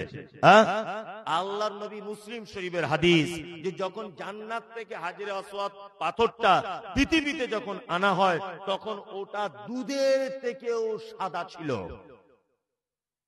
মানুষ চুমু খেয়ে খেয়ে খেয়ে খেয়ে সেটাকে একদম কালো আলকাতরার মতো করে দিয়েছে। আমি নিজে চুমু খেয়ে এসেছি আজ থেকে 2-3 মাস আগে। কি বললাম বুঝলেন? হাজরে আসওয়াদে হজ করতে গেছিলাম উমরাতে, তখন চুমু খেয়ে এসেছি। আল্লাহু আকবার। হযরত ওমর, যে পাথরটা জান্নাতের থেকে এসেছে, পাথরটা বরকত কম না বেশি? বেশি। হযরত ওমর ওই পাথরটার দিকে তাকিয়ে আঙুল বাড়িয়ে দিয়ে বলছে, পাথর, তোমার 10 পয়সাও কোনো ক্ষমতা নেই, তুমি উপকারও করতে পারো না, ক্ষতি করতেও পারো না। আমি ওমর কখনো তোমাকে চুম্বন করতাম না, শুধু আল্লাহর নবী চুমু খেয়েছেন তাই চুমু খাচ্ছি। কি বললাম বুঝলেন? তার মানে বোঝা যায় জান্নাতের পাথর পৃথিবীতে কোনো কাজ করতে পারে না। তা ও চিটিংবাজ যে ফুটপাতে বসে অষ্ট ধাতু নবম ধাতু আংটি বিক্রি করছে, ওর পাথরে কাজ হবে? হ্যাঁ, আমি বলছি এই আংটির পাথরটা যদি ও কোটি কোটি টাকার মালিক হয়, তো ও চিটিংবাজ, ও নিজে পড়ে কোটি টাকার মালিক হোক না, ও বিক্রি করে দিচ্ছে কেন 10 টাকায়? এরকম লোক আছে না চিটিংবাজ? আমি মাদ্রাসায় তখন পড়তাম, বীরভূমে পড়তাম। শিয়ালদা প্ল্যাটফর্মে দাঁড়িয়ে আছি, একটা লোক দেখছি টিয়া পাখি খাঁচার ভিতরে রেখে হাত দেখছে সবার। তখনকার দিনে 5 টাকা নিত। 5 টাকা মানে অনেক ব্যাপার। তখন 1 টাকা দিয়ে চানাচুর আবার মুড়ি পাওয়া যেত, আবার হালকা সরিষার তেল দিয়ে দিত দোকানদার। কি বললাম বুঝলেন? তখনকার দিনে 5 টাকা নিত। তো তখন অত বুঝতাম না। তা লোকটার কাছে গিয়ে বলছি, তখন আমি মাদ্রাসা সবে ভর্তি হয়েছি, আগে স্কুলে পড়তাম। আর স্কুলে পড়া মানে বুঝতে পারছেন, ছেলে মেয়ে সব এক জায়গায়। তা মনের ভিতরে হয়তো আমার কেউ ছিল, এরকম হতে পারে। তা ওকে বলছি, কাকা একটু আমার ব্যাপারটা দেখো তো। তখন তো এত ফোন টোন ছিল না। তা বলছে আচ্ছা আচ্ছা আচ্ছা, ওই তো ডান দিকে দাগটা চলে যাচ্ছে, মানে আসার সম্ভাবনা আছে। চিটিংবাজদের খুব বুদ্ধি। বলছে এই যে তোমার দাগটা ডান দিকে দেখছি না, মনে হচ্ছে তোমার বাড়ি আসার চান্স আছে। না তাহলে কি করা যাবে যাতে ও আমার বাড়ি চলে আসে, তাবিজ দেন। তা বলছে 30 টাকা তাবিজের দাম। 30 টাকার তাবিজ তুমি নেবে, 4 দিন হাতে বেঁধে রাখবে, দেখবে ও যেখানেই থাক জানালা ভেঙে তোমার বাড়ি চলে আসবে। আমি তখন ভাবছি যে এই রকম তাবিজের যদি পাওয়ার হয়, এ তাবিজ কে না কিনবে? কিনবে না? কিনবে। আমি তাবিজ একটা নিয়ে নিয়েছি। ভালো, 1 সপ্তাহ পর, 10 দিন পর, 15 দিন পর। আগে তবু ফোনে রিং টিং হচ্ছিল, এখন সুইচ অফ হয়ে গেছে, টোটালি আর কাজ হয় না। না আবার বাবাকে গিয়ে বলছি, বাবা সে কি ব্যাপার, সর্বনাশ হয়ে গেল। আগে তবু রিং হচ্ছিল, তবুও মনে শান্তি দিচ্ছিলাম যে আমার শেফালির ফোনে রিং হচ্ছে, এখন তো রিংও হয় না। ভালো করে বুঝবেন। তখন আবার হাত থেকে বলছে, আচ্ছা এই তো আবার সেই এই দাগটা এদিক ঘুরে গেছে, গেঁড়া কল। যে কি গেঁড়া কল? বলছে আমি এদিকে 30 টাকার তাবিজ দিয়ে ওকে বার করার চেষ্টা করছি, ওর মা আবার কোথায় 100 টাকার তাবিজ দিয়ে আটকে রাখতে চেষ্টা করছে। নে শালা দুটো তাবিজে মারামারি লেগেছে, যে তাবিজের দাম বেশি তার কাজ বেশি। কি বলছি বুঝতে পারছেন না? পাক্কা চিটার। কাজী নজরুল বলেছে, এই পীর ফকিরের কথা যদি সত্য হতো, তারা কেন রাস্তার ধারে ভিক মেঙ্গে খেত? এই সমস্ত হাত দেখানো গুণিন রোজা, এই চিটার, এদের কথা যদি সবকিছু হয়ে যেত, ওরা কেন ফুটপাতে 2-4 টাকার জন্য মানুষের হাত দেখে দেখে বেড়াচ্ছে? যে লোকটা হাত দেখছে তাকে বলছি, চাচা রাজ্য সরকারের লটারির ফার্স্ট প্রাইজ 1 কোটি টাকা, দয়া করে একটু বলে দাও তো আজকে কোন নম্বরে মালটা পড়বে। বলছি ওইটা বলা যাবে না। কার বউ কোথায় চলে যাচ্ছে, কার বেটা হারিয়ে গেছে, কার পেটে বাচ্চা আসছে না, ও হাত থেকে বলে দিতে পারছে। আর আজকে কোন লটারির টিকিটে ফার্স্ট প্রাইজ হবে 1 কোটি টাকা, ও কেন বলতে পারবে না? কেন পারবে না? এগুলো 2024 সালে এত বোকা থাকলে হয়? হয় বলুন? হবে না। সচেতন হতে হবে। একদম শিরক পৃথিবীর সব থেকে বড় পাপ। এই পাপ থেকে আল্লাহ তুমি আমাদেরকে বাঁচাও, বলুন আমিন। আমিন। শুনুন একটা কথা বলি, আমরা জানি যে মানুষ কোন না কোন একদিন জাহান্নাম থেকে বেঁচে জান্নাতে যাবে, এটা আমরা বলি না? যারা কলেমা পড়েছে তারা। আমি মুমতাজুল ইসলাম বলছি, পৃথিবীতে একটা মাত্র পাপী আছে, যে পাপী কষ্টির কালেও জাহান্নাম থেকে মুক্তি পাবে না।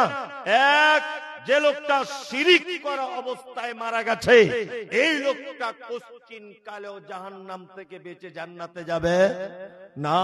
একটা লোক নামাজ পড়েনি, একটা লোক সুদ খেয়েছে, একটা লোক ব্যভিচার করেছে, একটা লোক হারাম কাজ করেছে, একটা লোক মদ পান করেছে, কিন্তু লোকটা কোনো না কোনো একদিন লা ইলাহা ইল্লাল্লাহ এইটা বলেছিল বলে জাহান্নাম থেকে বেঁচে জান্নাতে যাবে। কিন্তু যে লোকটা শিরিক করা অবস্থায় মারা গেছে, এ কোশ্চিন কালো জাহান্নাম থেকে পরিত্রাণ পাবে না। আপনারা হাতে তাবিজ ব্যবহার করেন? অনেকজন করে না, করে। মানুষ কত বোকা, আসলে মানুষ বোকা না, এগুলো হুজুরদের চালাকি। হুজুরদের চালাকি না, হুজুররা। তাবিজ তো আপনি লিখতে পারেন না, আপনি লিখতে পারেন? আমার মতো কোন হুজুর তো লিখে দেয়, তাই না? হ্যাঁ, খুব সাবধানে থাকবেন, সব শিরক। আল্লাহ তুমি আমাদের শিরক থেকে বাঁচাও, আমিন। চলুন, আল্লাহ নবী ছেলেটাকে আবার বলছেন তুকিমুস সালাতিল মাকতুবাতা, তুমি যদি জান্নাত যেতে চাও 5 ওয়াক্ত নামাজ পড়ো। যারা আমরা বসে আছি 5 ওয়াক্ত নামাজ পড়ি, কারা কারা 5 ওয়াক্ত পড়েন? খুব কম লোক পড়ে। অনেক লোক শীতকাল বলে হাত তুলতে পারছে না, আবার কারোর হাতে ব্যথা আছে, এরকমও হতে পারে। আমাদের বর্তমান বাজারে কয়েক রকমের নামাজি দেখতে পাওয়া যায়, যায় না? এক দেখবেন জোহরে যায়, আসরে যায় না, মাগরিবে দোকান খোলে, এশার সময় যায়, ফজরে ঘুম ভাঙে না, এরকম লোক আছে না? মাঝে মাঝে সাজে যায়। আর একটা লোক আছে শুধু জুম্মায় জুম্মায় যায়, আবার জুম্মায় শুধু যায় না, গিয়ে ঝামেলা বানায়। আর একটা লোক আছে দুটো ঈদে যায় বছরে। আপনার দিনাজপুরে এরকম লোক নেই, আমাদের ওদিকে আছে, 2 ঈদে যায়। আর একটা লোক আছে 5 ওয়াক্তই যায়, তবে কিছু বোঝে না। এরকম লোক নেই, 5 ওয়াক্তই যায় কিন্তু দোয়া দরুদ কিছু জানে না। চাচা রুকু থেকে উঠে কি বলতে হয় বলো তো? বলছে বাপ, অত বড় দোয়া কি করে মুখস্থ করব? বলছে কানে কম শুনি, চোখে কম দেখি। আচ্ছা চাচা, ওই তাসাহুদে বসে বসে কি দোয়াটা বলে এটা বলো তো? বলছে এত বড় দোয়া কি করে মুখস্থ করব, আমার পক্ষে সম্ভব নয়। ভালো করে বুঝবেন, যে লোকটা বলছে চোখে কম দেখি, কানে কম শুনি, এই লোকটাকে কোন দোকানদার 2 টাকা কম দিক, সাথে সাথে বুঝতে পেরে যাবে। বুঝতে পেরে যাবে না? সাথে সাথে বুঝতে পেরে যাবে কি করে পরের জমির আল কেটে নিজের জমি বাড়াতে হয়, এই জ্ঞান ওর আছে। নামাজের দোয়া জানে না। যে লোকটা বলছে দোয়া জানি না, ও দেখবে রুকুতে গিয়েও, সেজদাতে গিয়েও ঠোঁট নাড়ছে, নাড়ছে না? হ্যাঁ, তাসাহুদে বসেও ঠোঁট নাড়ছে, নাড়ছে না? তা আমি বলছি যে লোকটা বললো দোয়া জানি না, ও ঠোঁট নাড়ায় কেন? ও তো বলে আমি দোয়া জানি না। তার মানে ও দুনিয়াতে এতদিন মানুষকে ধোকা দিয়ে হলো না, এবার আল্লাহকে ধোকা দিচ্ছে মসজিদে গিয়ে। ঠিক বলছি না? দোয়া যখন জানো না তুমি, তাহলে চুপ থাকো, তাই না? কিন্তু সব জায়গা তো ঠোঁট লেড়েই যাচ্ছে। আল্লাহ তুমি আমাদের এই ধোকাবাজি থেকে বাঁচিয়ে দাও, আমিন। সালাত আদায় করুন। চলুন, আতুতিস যাকাতিল মাফরুজাতা, আল্লাহ নবী সাল্লাল্লাহু আলাইহি ওয়াসাল্লাম বলছেন তুমি যদি জান্নাতে যেতে চাও তোমার মালে তুমি যাকাত দিয়ে দাও। ওয়া তাহুজ্জাল বাইত, মক্কা থেকে ফেরত আসার মতো তোমার কাছে যদি টাকা পয়সা থাকে তুমি একবার হজ করে নাও। ছেলেটা তখন বলছে আল্লাহর নবী আমি এর বেশিও কিছু করব না, আমি এর কমও কিছু করব না, আমি কি জান্নাত যেতে পারবো? আল্লাহর নবী বলছেন অবশ্যই তুমি জান্নাত যেতে পারবে। তাহলে 5টা কথা বলে দিলাম, করলে থাকার জায়গা জান্নাত। 1, সর্বক্ষেত্রে গোলামি করবেন আল্লাহর। 2 নম্বর হচ্ছে শিরিক করবেন না। 3 নম্বর সালাত আদায় করবেন। 4 যাকাত দিয়ে দিবেন। 5 হজ করার টাকা থাকলে হজ করবেন। মুহাম্মদ সাল্লাল্লাহু আলাইহি ওয়াসাল্লাম তিনি বলছেন তাহলে তোমার জান্নাতে যাওয়া অতীব সহজ। কি বললাম বুঝলেন? ইনশাআল্লাহ আমরা এই 5টা আমল করার চেষ্টা করব, তাই না? চলুন এবার আপনাদেরকে আমি আরেকটা ভিন্ন জিনিস মাঝখানে বলে দিই, সেটা হচ্ছে এই আমরা নবীকে কতটা ভালোবাসি আর সাহাবীগণ আল্লাহর নবীকে কতটা ভালোবাসতেন। আমরা বেশি বাসি না সাহাবীরা? সাহাবীরা, তাই না? সাহাবীরা কত ভালোবাসতেন একটুখানি আপনাকে দেখাই। এই দেখুন, উহুদের যুদ্ধ হয়েছিল কত হিজরি জানা আছে কারো? উহুদের যুদ্ধ হয়েছিল কত হিজরিতে? আচ্ছা, এই কিছুদিন আগে ভারত আর অস্ট্রেলিয়া বিশ্বকাপ ক্রিকেট ফাইনাল খেলা হলো, এটা কত তারিখে ছিল ভালো? সবাই জানে, বলছে না ভয়ে যে হুজুর এবার দিবে, তাহলে ও এটা জানে। অথচ মুসলিমদের একটা যুদ্ধ হয়েছিল উহুদ, এটা জানে না। উহুদের যুদ্ধ হয়েছিল 3 হিজরিতে। কত হিজরিতে? 3 হিজরিতে। খুব মনোযোগ দিয়ে ঘটনাটা শুনুন, আপনার চোখ দিয়ে পানি চলে আসবে। এক, যুদ্ধের আগের দিন বিকেল বেলাতে আল্লাহ নবী সাল্লাল্লাহু আলাইহি ওয়াসাল্লাম একজন সাহাবীর বিয়ে পড়িয়েছিলেন, তার নাম হানজালা রাদিয়াল্লাহু তাআলা আনহু। কি বলছেন বুঝলেন? হানজালা বিবাহ পড়িয়েছেন। বিবাহতে সাহাবীদেরকে খাজুর পর্যন্ত বিলি করেছেন আল্লাহ নবী। হানজালা স্বামী স্ত্রী দুজনা রাতের বেলাতে শুয়ে আছেন। রাতের বেলা শারীরিক সম্পর্ক হয়েছে। গভীর রাত্রিতে আল্লাহ নবী উহুদের যুদ্ধের ডাক দিচ্ছেন। হানজালা উঠলেন, কাঁথা কম্বল ছেড়ে দিলেন, বিবিকে ডেকে বলছেন, বিবি, আল্লাহ নবী যুদ্ধের ডাক দিয়েছে, আমার আর 1 মিনিট বসে থাকা যাবে না। আমি যদি বেঁচে ফিরে আসি আমি হলাম গাজী, তুমি গাজীর স্ত্রী। আমি যদি মারা যাই আমি হব শহীদ, তুমি হবে শহীদের স্ত্রী। চলে গেলেন যুদ্ধের ময়দানে। আপনারা জানেন এই যুদ্ধতে আল্লাহ নবী সাল্লাল্লাহু আলাইহি ওয়াসাল্লামের সাহাবীগণের পরাজয় ঘটেছিল, তাই না? বিসমিল্লাহ।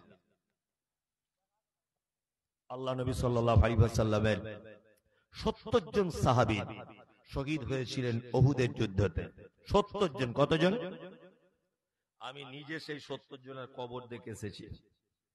আল্লাহ আমাকে নিয়ে গেছিলেন। 70 জন সাহাবীর ভিতরে আল্লাহর নবীর আপন চাচা ছিলেন, তার নাম হামজা রাদিয়াল্লাহু তাআলা আনহু। 2 নম্বর ছিলেন মুসআব বিন উমাইর। 3 নম্বরে ছিলেন হানজালা রাদিয়াল্লাহু তাআলা আনহু। বাকি অন্যান্য আরো অনেক সাহাবী ছিলেন। যুদ্ধ শেষ। বিশ্ব নবী বলছেন যে সমস্ত সাহাবীরা শহীদ হয়েছে তাদের লাশগুলো এক জায়গায় করো। লাশগুলোকে এক জায়গায় করা হলো। আল্লাহ রাসূল একটা করে গুনে দেখছেন 68টা লাশ হয়েছে, 2টো লাশ বাকি আছে, খুঁজে পাওয়া যাচ্ছে না।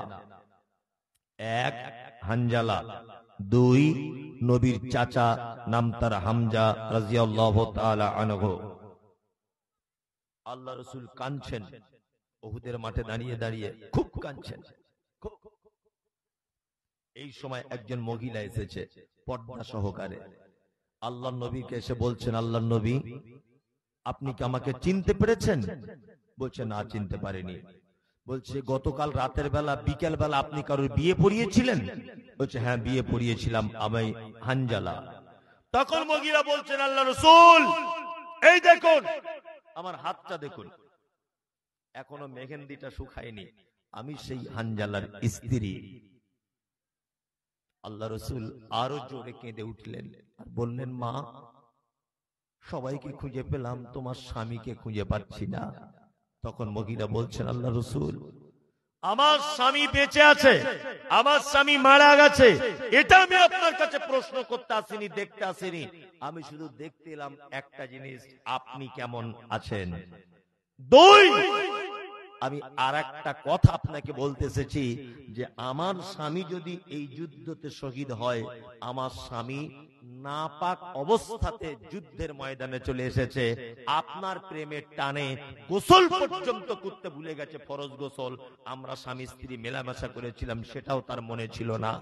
আল্লাহ রাসূল, আপনি তো বলেছেন কাপড় মাখা অবস্থায়, রক্ত মাখা অবস্থায় শহীদদেরকে দাফন করা হয়।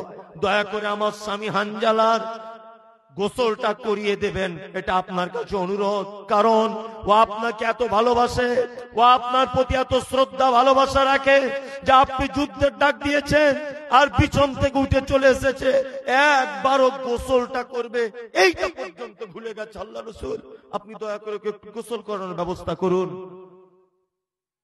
এই সময় জিবরিল এলেন, আল্লাহর নবীকে ডেকে বলছেন, মুহাম্মদ সাল্লাল্লাহু আলাইহি ওয়াসাল্লাম, আপনি হানজালা হারিয়ে গেছেন ভাবছেন, আপনি ভাববেন না যে হানজালা হারিয়ে গেছে।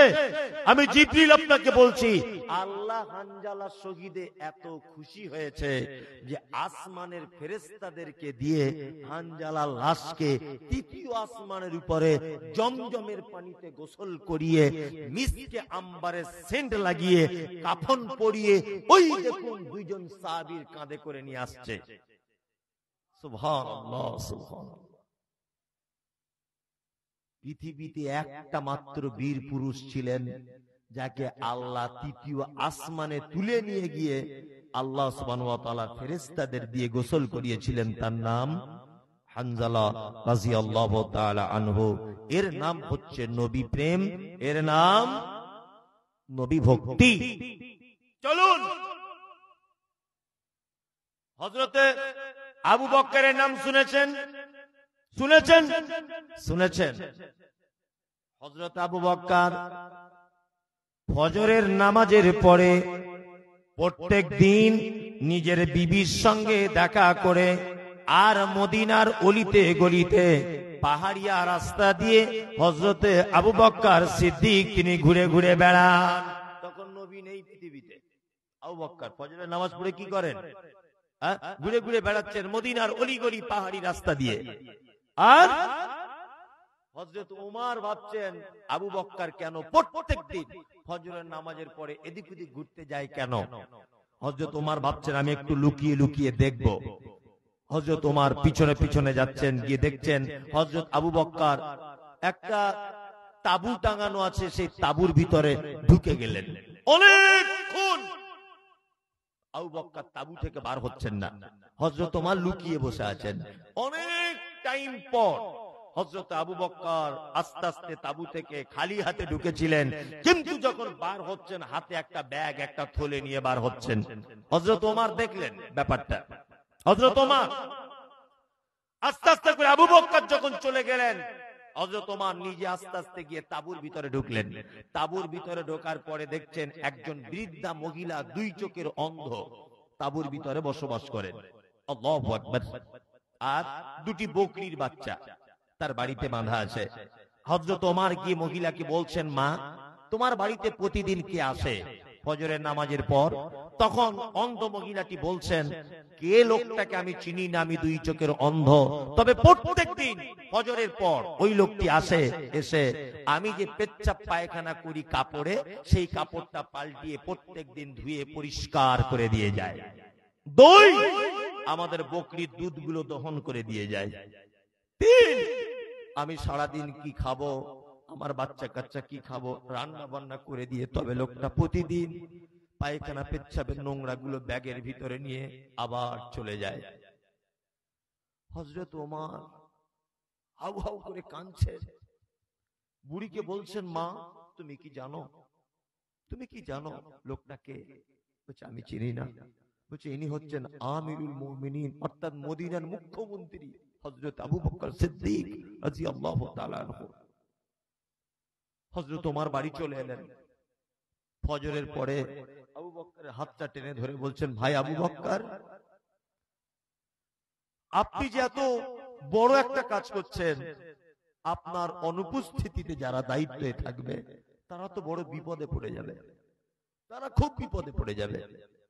কি দরকার পাহাড়িয়া জঙ্গলে একটা তাবুর ভিতরের মহিলাকে সেবা যত্ন করার? তখন হযরত ওমর, হযরত আবু বকর বলছেন, প্রত্যেকদিন যতদিন থেকে আমি দায়িত্বের পদে রয়েছি, প্রত্যেকদিন ওই মহিলাটার আমি গোসল করানো থেকে মহিলাটার জামা কাপড় কাচা, রান্না বান্না সব আমি করি, কারণ আমি আল্লাহকে এত ভয় করি। আমাকে যদি আল্লাহ কিয়ামতের দিনে জিজ্ঞাসা করে বলে, আবু বকর, তোমার দায়িত্বে থাকা একজন মহিলা না খেতে পেয়ে তাবুর ভিতরে শুকিয়ে শুকিয়ে মৃত্যুবরণ করেছে, আমি আবু বকর আল্লাহর দরবারে আসামির কাঠগড়াতে দাঁড়িয়ে যাব। মুহাম্মদ সাল্লাল্লাহু আলাইহি ওয়াসাল্লামের হাদিস, সেটা হচ্ছে এই, দুস্থ অভাবী অসহায় মানুষদের পাশে তুমি দাঁড়াও, বিধবাদের পাশে তুমি দাঁড়াও। হযরত আবু বকর সিদ্দিক রাদিয়াল্লাহু তাআলা আনহু বলছেন, আল্লাহর নবীর এই হাদিসের দিকে লক্ষ্য করে আমি দীর্ঘদিন যাবত ওই মহিলাটার সেবা যত্ন করেই যাচ্ছি। এটা হচ্ছে নবী প্রেম, এটা নবী প্রেম। আর আমরা সস্তাতে নবী প্রেম ধরেছি। সস্তাতে নাই, নামাজে নাই, রোজা নাই, হজ জাকাত নাই, দান নাই, গাঁটের নিচে কাপড়, মুখে পান বিড়ি গুটকা, চুলের স্টাইল, ছেঁড়া প্যান্ট, ও বলছে আমি নবীকে ভালোবাসি, এটা কোশ্চিন কালে হতে পারে না, অসম্ভব ব্যাপার। নবীকে ভালোবাসা মানে নবী যেটা আদেশ করেছে সেটা করো, নবী যেটা নিষেধ করেছে তার থেকে কে দূরে থাকো। চলুন এইবার আপনাকে দু তিনটে নিষেধ বলে দিই। আল্লাহ নবী সাল্লাল্লাহু আলাইহি ওয়াসাল্লাম নিষেধ করে দিয়েছেন, ইনশাআল্লাহ আমরা ছেড়ে দেব ইনশাআল্লাহ। এক, আল্লাহ নবী বলেছেন, মান কানা ইউমিনু বিল্লাহি ওয়াল ইয়াউমিল আখির ফালিকুরিম যাইফাহু। ও লোক আল্লাহকে বিশ্বাস করে না, ও কিয়ামতকে বিশ্বাস করে না, কে সে? ফালিকুরিম যাইফাহু, যে তার মেহমানের সঙ্গে অসৎ ব্যবহার করে। আজকে এখানে এসে আমার সেটা জ্ঞান হলো, মেহমানের সঙ্গে কেমন ব্যবহার করতে হয়। এই মাদ্রাসার কমিটি আর এই মাদ্রাসার শিক্ষক ছাত্রদের কাছে শেখা উচিত, অন্যান্য মাদ্রাসার লোকদের। মাদ্রাসা তো হয়তো ছোট, মেহমান আল্লাহর নবীর হাদিস শুনুন, আল্লাহর নবী বলছেন ওর ঈমান নেই, ও কিয়ামতকে বিশ্বাস করে না। কে সে? যে মেহমানের সঙ্গে অসৎ ব্যবহার করে। আমি মমতাজুল ইসলাম আপনার গ্রামে এসেছি, 2 ঘন্টার জন্য মেহমান আমি, তাই না? আমি খারাপ হই, আমি ভালো হই, আমি চোর হই, আমি বক্তা হই, আমি ব্যবসায়িক হই, আমি ডাকাত হই, যাই হোক, আমি একটা অপরিচিত লোক, তাই না? আমার এই গ্রামের জন্য আমি হলাম আমানত। আমার যদি কিছু হয়ে যায় তাহলে এই গ্রামে যত মানুষ বসবাস করে প্রতিটা মানুষের জন্য দায়ী থাকবে। আল্লাহ পাকড়াও করে বলবে, কলকাতা থেকে একটা লোক তোমার গ্রামে মেহমান পাঠিয়েছি, সে অপমান হয়ে বাড়ি এসেছে, সে না খেতে পেয়ে বাড়ি এসেছে, সে তোমার কাছে খারাপ ব্যবহার নিয়ে বাড়ি এসেছে, কেন? এর জবাব দাও। আল্লাহ নবী সাল্লাল্লাহু আলাইহি ওয়াসাল্লাম বলেছেন, মেহমানের সঙ্গে যারা অসৎ ব্যবহার করে তাদের ঈমান নেই, কখনোই মেহমানদের সঙ্গে অসৎ ব্যবহার করবেন না। মসজিদে অজুখানাতে একটা অন্ধ লোক বা একটা বহিরাগত লোক অজু করতে করতে অজুর ট্যাপের পানিটা খুলে দিয়ে ভিতরে ঢুকে গেছে, তা আপনি এসে ওকে বলছেন, এই তুমি কানা নাকি, চোখে দেখতে পাও না পানিটা পড়ছে? এত এত চিল্লে কথা বলতে হয় কেন? একটু নরম করে কথা বলা যায় না? আর ওকে বা বলার কি দরকার? আপনি যদি কলটা বন্ধ করে দেন, ক্ষতি কিসে? ক্ষতি কিসে? খুব সাবধান। 2, মুহাম্মদ সাল্লাল্লাহু আলাইহি ওয়াসাল্লাম তিনি বলছেন, ওমান কানা ইউমিন বিল্লাহি ওয়াল ইয়াউমিল আখির ফালইউজি জারাহু। ও আল্লাহকে বিশ্বাস করে না, ও কিয়ামতকে বিশ্বাস করে না। কে সে? যে তার প্রতিবেশীর সঙ্গে অসৎ ব্যবহার করে। প্রতিবেশীর সঙ্গে অসৎ ব্যবহার করবেন না। কি বললাম বুঝলেন? আমার বাড়িতে কল নেই, তা আমার বউ 2 দিন তোমার বাড়িতে পানি আনতে গেছে, তোমার বউ তখন বলছে, বুবু তুমি আমাদের কলে এসো না, কল খারাপ হয়ে যেতে পারে। ওদের বাড়ির 17 জন এরকম করে কল ধরে টানছে, তখন কল খারাপ হয় না, আর আমার বউ 2 দিন গেছে কল খারাপ হয়ে যাবে? তার মানে এটা বদমাইশি। বদমাইশি নয়? মুহাম্মদ সাল্লাল্লাহু আলাইহি ওয়াসাল্লাম বলেছেন, কোন প্রতিবেশী আর এক প্রতিবেশীর দেওয়ালে কুঞ্চি বা কাঠ এই জাতীয় কোন জিনিস এইভাবে টেক দিয়ে রাখতে যেন নিষেধ না করে। বুঝলেন না? খুব কঠিন না? খুব কঠিন। আপনার মনে তো হিংসা ভর্তি। প্রতিবেশী একটা লোক আপনার রাস্তা দিয়ে যায় বলে কাঁটা দিয়ে ঘিরে দিয়েছেন, আপনি তো সেই হাজী সাহেব, তাই না? আপনি তো সেই লোক, আপনি তো সেই জুলুমকারী। যে একটা গরিব মানুষ দ্বিতীয় ফন্ডে জমি কিনেছে, প্রথম ফন্ডের দাম বেশি বলে কিনতে পারেনি, লোকটার জায়গা থাকার জায়গা নেই, তা প্রথম ফন্ডের মালিককে বারবার বলছে, ভাই অন্তত 2 হাত জায়গা দাও, আমি একটা ঘর করে যাতায়াত করব, বউ ছেলে পেলে নিয়ে থাকবো। তা প্রথম ফন্ডের জমির মালিক বলছে 17 লাখ টাকা কাটা, 17,000 টাকা বিঘে, কিন্তু ও বলছে 17 লাখ টাকা কাঠা। তার মানে যাতে ওই গরিব মানুষটা কিনতে না পারে। চালাকি। চালাকি নয়?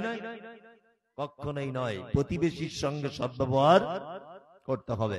অনেক মসজিদে দেখা যায় পাঁচিলটা বেঁকে গেছে, তা জিজ্ঞাসা যদি করি পাঁচিলটা সোজা হলো না কেন, তখন মসজিদের কমিটি বলছে যার জায়গা সে 1 বিঘা জায়গা ছেড়ে দিলে পারত, কিন্তু ছাড়েনি। মানে এমন গরম দেখাচ্ছে, ও মনে হচ্ছে যে ওর কবর হবে ওই জায়গাটায়। এরকম লোক আছে না?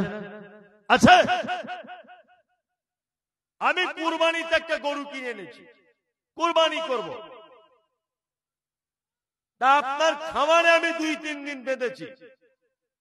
আপনার বউ রাতের বেলা শুয়ে শুয়ে বলছে, কি গো মমতাজুল ইসলাম আমাদের খামারে গরু বানছে, মনে হয় দখল টকল করে নিবে জায়গা। সকালবেলাতে দেখছি কুলের কাঁটা নিয়ে জায়গাটায় জড়ো করে দিয়েছে, ঘিরে দিয়েছে। আল্লাহ নবী সাল্লাল্লাহু আলাইহি ওয়াসাল্লাম বলেছেন ওর ঈমান নেই। কি বললাম বুঝলেন? ওর ঈমান নেই।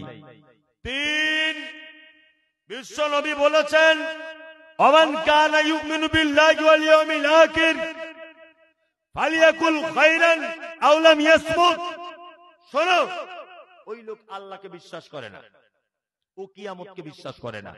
কে সে? যার জবান আছে মিষ্টি কথা বলে, নতুবা চুপ থাকে, ভ্যাট ভ্যাট ভ্যাট ভ্যাট করে যেন না বকে। কি বললাম বুঝলেন? জুম্মার দিনে দেখবেন নামাজ পড়া শেষই মসজিদ থেকে বার হয়ে 1-2 লোক আছে খুব বকাবকি করে, এই আজকে 2 মিনিট দেরি হলো কেন, এই অমুক টাকার হিসাব দেয় না, এই অমুক এই করছে তাই করছে, ওই ইমাম সাহেব ডিউটি ঠিকঠাক করে না, খুব জোরে জোরে বলছে। আর কিছু লোক ওকে পাম দিচ্ছে আর বলছে, তুই হচ্ছিস শালা বাপের বেটা, গ্রামের 1 নম্বর বীর পুরুষ, যা বলিস সবার সামনে সামনে বলিস, বলে না? আর ও ফুলে মুগুর হয়ে গিয়ে আরো বলছে, খুব ছোট বড় করে। যে লোক দেখবেন মসজিদ মাদ্রাসা আরে মোলামা কমিটি এদের ব্যাপারে খুব জোরে জোরে পাড়ায় পাড়ায় বলে বেড়াচ্ছে, আসলে ও গয়াকার ধায়াকার। কি? ও গাধা। ওর মাথার মগজ বার করে গোবর। আমি মাঝে মাঝে ভাবি যে আল্লাহ গোবর শুধু গরুর পেটে কেন দিলে, কিছু মানুষের পেটে মাথায় দিতে পারতে। এরকম কিছু মানুষ আছে না, চায়ের দোকানে বসে এখানে ওখানে বসে VAT VAT VAT VAT VAT VAT করে বকেই যাচ্ছে, আর নিজের কথা বলে না। নিজে খুব ভালো, শুধু পরের কথা বলছে। ওর বউ কি করছে, ওর মেয়ে কি করে, ওর বেটা কি করে, ও কি করে 2 তলা বাড়ি করলো, ও কি করে মোটরসাইকেল কিনলো, ওর বউ এত সুন্দর হলো কি করে, ও চাকরি পেলো কি করে, ও জমি কিনলো কেন, এই সব কথা। ঠিক না? আল্লাহ নবী সাল্লাল্লাহু আলাইহি ওয়াসাল্লাম বলেছেন, কথা যদি বলতে হয় মেপে বলো, উচিত কথা বলো, মিষ্টি সুরে বলো, নতুবা তুমি চুপ থাকো। কি বললাম বুঝলেন? নতুবা কি করবে? চুপ থাকতে হবে। এটা নিষেধ। 3টে কাজ আপনাকে নিষেধ আল্লাহ নবী করেছেন। 1, প্রতিবেশীর সঙ্গে ভালো ব্যবহার। 2, মেহমানের সঙ্গে ভালো ব্যবহার। 3, জবান দিয়ে মিষ্টি কথা, তাছাড়া খারাপ কথা বলা যাবে না। চলুন আর একটা নিষেধের কথা আপনাকে আমি বলে দিয়ে আস্তে আস্তে, রাত্রি অনেক 12টা বেজে গেছে প্রায়, এদিকে কুয়াশাও ঢেকে আসছে অন্ধকারে, আর পবিত্র আল কোরআন দিয়ে সেই নিষেধটা করে আপনি আমি সকলেই আস্তে আস্তে বাড়ি গিয়ে আজকে ফজরের নামাজ আদায় করবো ইনশাআল্লাহ। কারা কারা ফজরের নামাজ পড়বেন? কেউ পড়বে না, 2-1 লোক হয়তো পড়লে পড়তে পারে, মুরব্বী লোক, তাই না? ফজরের নামাজ পড়া তো সহজে, কনকনে সিধা, খুব কঠিন না? খুব কঠিন। আল্লাহ তুমি আমাদের সকলকে আমল করার তৌফিক দান করো, আমিন আমিন। চলুন আর একটা কথা আপনাকে বলে দিই, নিষেধের হাদিসটা বলছি না, যারা এখানে বসে আছি আমরা সবাই জান্নাতে যেতে চাই কি চাই না? সবাই চাই। জান্নাতে যাওয়ার একটা সঠিক উপায় বলে দিব, বলে দিই, বলে দিই, মনোযোগ দিয়ে শুনুন। পৃথিবী থেকে আল্লাহ নবী সাল্লাল্লাহু আলাইহি ওয়াসাল্লাম যেদিন চলে গিয়েছিলেন, সেই দিনটার নাম কি? কি বার? মঙ্গলবার, সোমবার, সোমবার, 12 রবিউল আউয়াল, সোমবার, তাই তো? এবার আপনাকে একটা কথা বলে দিই, আল্লাহ নবী সাল্লাল্লাহু আলাইহি ওয়াসাল্লাম দুনিয়াতে থাকা অবস্থায় জামাত সহকারে নামাজ পড়িয়েছিলেন বৃহস্পতিবারের দিন মাগরিবের নামাজ, তার আগের বৃহস্পতিবার মাগরিবের নামাজ। আর প্রথম 2 রাকাতে যিনি তেলাওয়াত করেছিলেন সূরা মুরসালাত, যার শেষ আয়াত ছিল এটা, ফাবি আইয়্যি হাদিসিম বা'দাহু ইউমিনুন, এটা শেষ আয়াত। আল্লাহ নবী সাল্লাল্লাহু আলাইহি ওয়াসাল্লাম বাড়ি চলে এলেন মাগরিবের পর। ইশার আযান দিচ্ছেন হযরত বিলাল, হাইয়া আলাস সালাত, হাইয়া আলাস সালাত। বিশ্ব নবী বলছেন আয়েশা, আয়েশা একটু পানি দাও তো, ওযু করি। আল্লাহ নবী সাল্লাল্লাহু আলাইহি ওয়াসাল্লাম ওযু করলেন, ওযু করে বেহুশ হয়ে অজ্ঞান হয়ে পড়ে গেলেন। আবার হুঁশ চলে এলো, আবার আয়েশাকে ডেকে বলছেন, আয়েশা একটু পানি দাও তো। আয়েশা আবার পানি দিলেন, আল্লাহ নবী ওযু করলেন, আবার অজ্ঞান হয়ে গেলেন। আবার ওযু করলেন তৃতীয়বার। তৃতীয়বার ওযু করার পরে অজ্ঞান হয়ে যাবার আগে আল্লাহ নবী আয়েশাকে ডেকে বলছেন, আয়েশা তোমার আব্বাকে বলো ইমামতি করতে, আমি আর ইমামতি করতে যেতে পারবো না। হযরত আবু বকর আল্লাহর নবী বেঁচে থাকা অবস্থায় 17 ওয়াক্তের ইমামতি করেছিলেন। কত ওয়াক্তের? 17 ওয়াক্তের ইমামতি করেছিলেন হযরত আবু বকর। হযরত আবু বকর নামাজ পড়াতে যাচ্ছেন বটে, কিন্তু মন খুব খারাপ। নবী বেঁচে আছেন আর আবু বকর ইমামতি করতে যাবেন, এটা অসম্ভব ব্যাপার নয়? অসম্ভব ব্যাপার। হযরত আবু বকর ইমামতি করলেন। শুক্রবার আল্লাহ নবী মসজিদে যেতে পারেননি। শনিবারের দিন সকালে একটু সুস্থ বোধ করলেন। আম্মা জান আয়েশাকে বিশ্ব নবী বলছেন, আয়েশা, আয়েশা দুজন সাহাবীকে আসতে বলো, আমি নববীতে যাব। আল্লাহর নবীর বিবি আয়েশা মসজিদের দরজা খুলে দিয়ে আব্বা আবু বকরকে ডেকে বলছেন, আব্বা বিশ্ব নবী দুজন সাহাবীকে আসতে বলছেন। দুজন সাহাবী এসেছে। আল্লাহ রাসূল কাঁধে হাত দিয়ে মসজিদের ভিতরে ঢুকছেন। তখন হযরত আবু বকর জোহরের নামাজের ইমাম হিসাবে ইমামতি করছেন। কে? আবু বকর। বিশ্ব নবী মসজিদে ঢুকলেন। মসজিদে ঢুকেছেন, হযরত আবু বকর বুঝতে পারছেন বিশ্ব নবী তিনি ঢুকেছেন মসজিদে। পিছনে চলে আসার মনস্থির করলেন, কিন্তু আবু বকর কে আল্লাহর নবী আবার ইশারা করলে বললেন, আবু বকর এই তুমি যেখানে দাঁড়িয়ে আছো ওখানেই দাঁড়াও, এক পা তুমি তুলবে না। আবু বকর ইমামতিতে দাঁড়িয়ে আছে। সাহাবী দুটো আল্লাহর নবীকে নিয়ে আস্তে আস্তে আবু বকরের বাম দিকে বসিয়ে দিলেন। আবু বকরের যদি বাম দিকে হয় তাহলে আল্লাহর নবীর কোন দিকে আবু বকর? ডান দিকে। এখন সাথে সাথে ইমাম পরিবর্তন হলো। বিশ্ব নবী হলেন ইমাম, আবু বকর হলেন মুকাব্বির। কি বললাম বুঝলেন? নামাজ শেষ জোহরের। আল্লাহ রাসূল বাড়ি এলেন। আয়েশাকে ডেকে সর্বপ্রথম বলছেন, আয়েশা আমাদের বাড়িতে কি কোনো টাকা পয়সা কিছু আছে?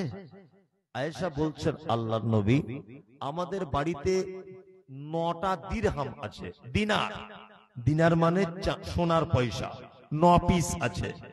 আল্লাহ নবী তখন আয়েশাকে বলছেন, আয়েশা আরে তুমি এই 9টা পয়সা বাড়িতে রেখে দিলে কেন? তুমি দান করে দিতে পারতে, তাহলে আমি আমার রবের কাছে মূল্য পেয়ে যেতাম। আম্মা জান আয়েশা বলছেন, আল্লাহ রাসূল আপনি ব্যস্ত ছিলেন, এই কারণে অসুস্থ ছিলেন, এই কারণে আমি কাউকে এটা দান করতে পারিনি, তবে আপনি যদি বলেন আমি দান করে দেব।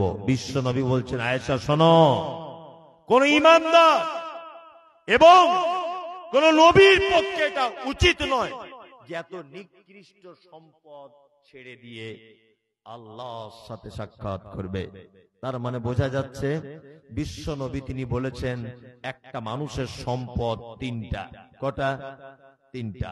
1 সে যেটা আল্লাহর রাস্তায় খরচা করে, 2 সে যেটা খেয়ে ফেলে, 3 সে যে পোশাক ব্যবহার করে। এই 3টে হচ্ছে মানুষের সম্পদ। বাকি যেটা রেখে যায় এটা হচ্ছে নিকৃষ্ট জিনিস। কি বললাম বুঝলেন? এটা কি নিকৃষ্ট জিনিস।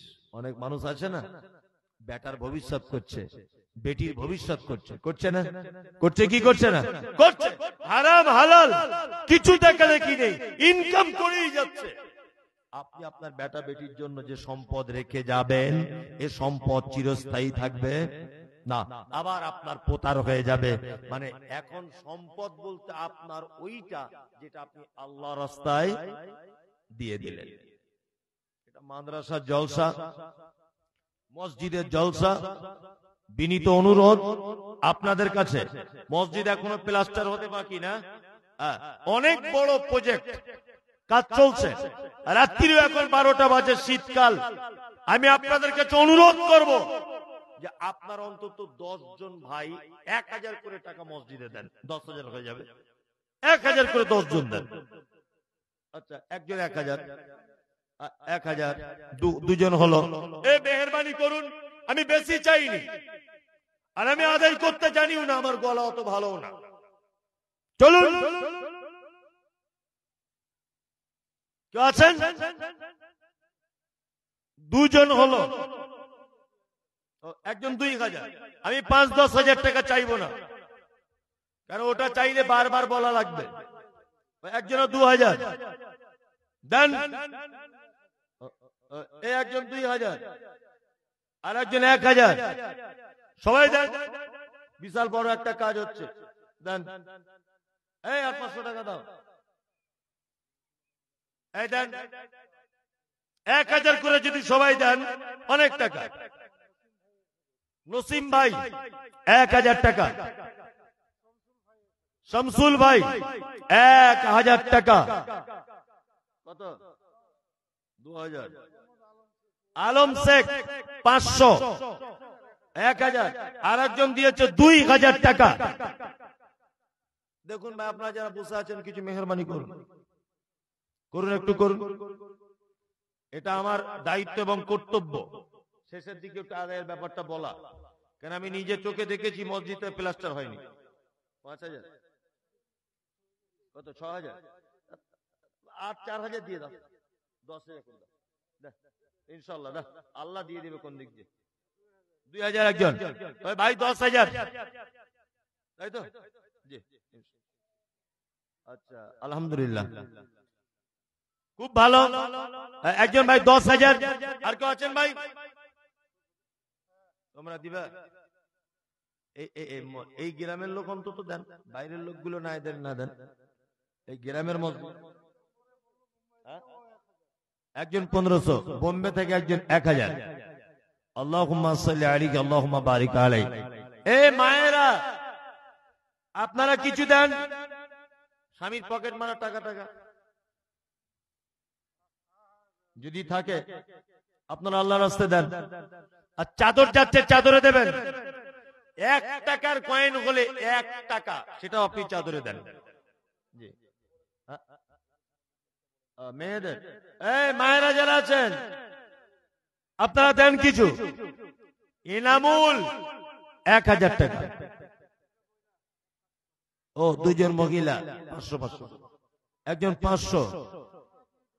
ও, ভাইয়ের মা দিয়েছে 500, আর একজন 500। আপনারাও দেন সবাই, সকলেই দিয়ে তবে যাবেন ভাই। মোহাম্মদ আলী,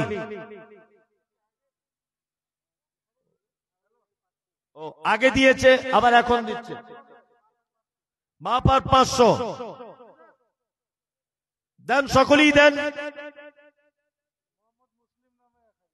মোহাম্মদ মুসলিম 1000 টাকা, কত? 500। বেনামিতে 500। আর কেউ আছেন? জি, একটু আল্লাহর রাস্তায় দিন, আল্লাহ আপনাদের মালে বরকত দিবে। যারা আছেন ভাই, বিনীত অনুরোধ,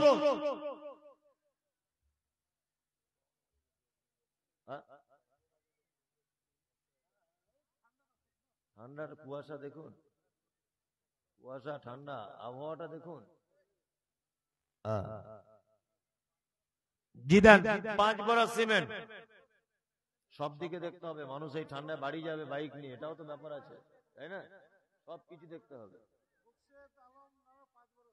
মুকসেদ আলম 5 বড় সিমেন্ট, ইসাহাক মেম্বার 500। আসুন, একটা দানের জুয়া চলছে, দেন। রফিকুল ইসলাম 600। আসিফ মেম্বার 1000 টাকা।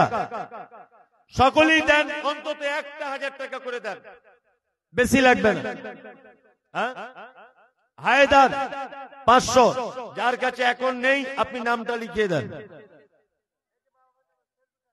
সেন্টু, মা বাবার নামে সেন্টু 500 টাকা। হাসান 500। আরে 1 বস্তা 2 বস্তা, 1 বোড়া 2 বোড়া সিমেন্ট অন্তত লেখান। সকলেই দেন। দেন কত? উম্মুল আর উম্মুল শেখ 2000 টাকা। ইকবাল 500। আর একজন ভাই 400। আলম, নজিরুদ্দিন শেখ 500। সকলেই দেন। দানের একটা জুয়ার চলছে, এই জুয়ারটা বন্ধ করবেন না। আলহামদুলিল্লাহ, সকলেই দেন। 500 যার কাছে আছে দেন। আপনাদের কাছে অনুরোধ, আপনারা 1 বস্তা করে যদি সিমেন্ট দেন তাহলে অনেক। 1 বস্তা করে। মেয়েরা যারা আছেন, অনুরোধ, মসজিদে অনেক কাজ বাকি, 1 বস্তা সিমেন্ট 350-400 টাকা দাম। সিকান্দার আলম 2000 টাকা। ডাক্তার আলিম, ডাক্তার হানিফ সাহেব 5 বস্তা সিমেন্ট। মাস্টার শরীফুল হক 500 টাকা। আসুন, সবাই লিখে নেন।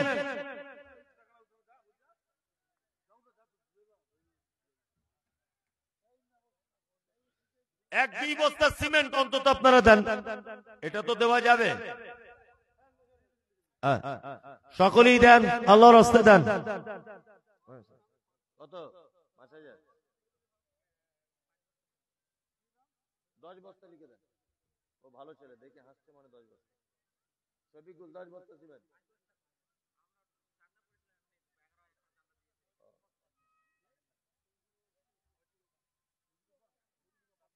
মজিলুফা 500। ও মারা পড়ে গেছে স্বামী। জি, আল্লাহ যারা দিয়েছে তুমি তাদের মালগুলোকে কবুল করে নাও, আমিন। 1 বড় সিমেন্ট। মহসিন ভাই দিচ্ছেন 1 বড় সিমেন্ট। কি নাম? শফিক দিচ্ছেন 500 টাকা। সকলেই আসুন, 200, 500, 100 যার কাছে যা আছে তাই দেন, কোনো চাপ নেই।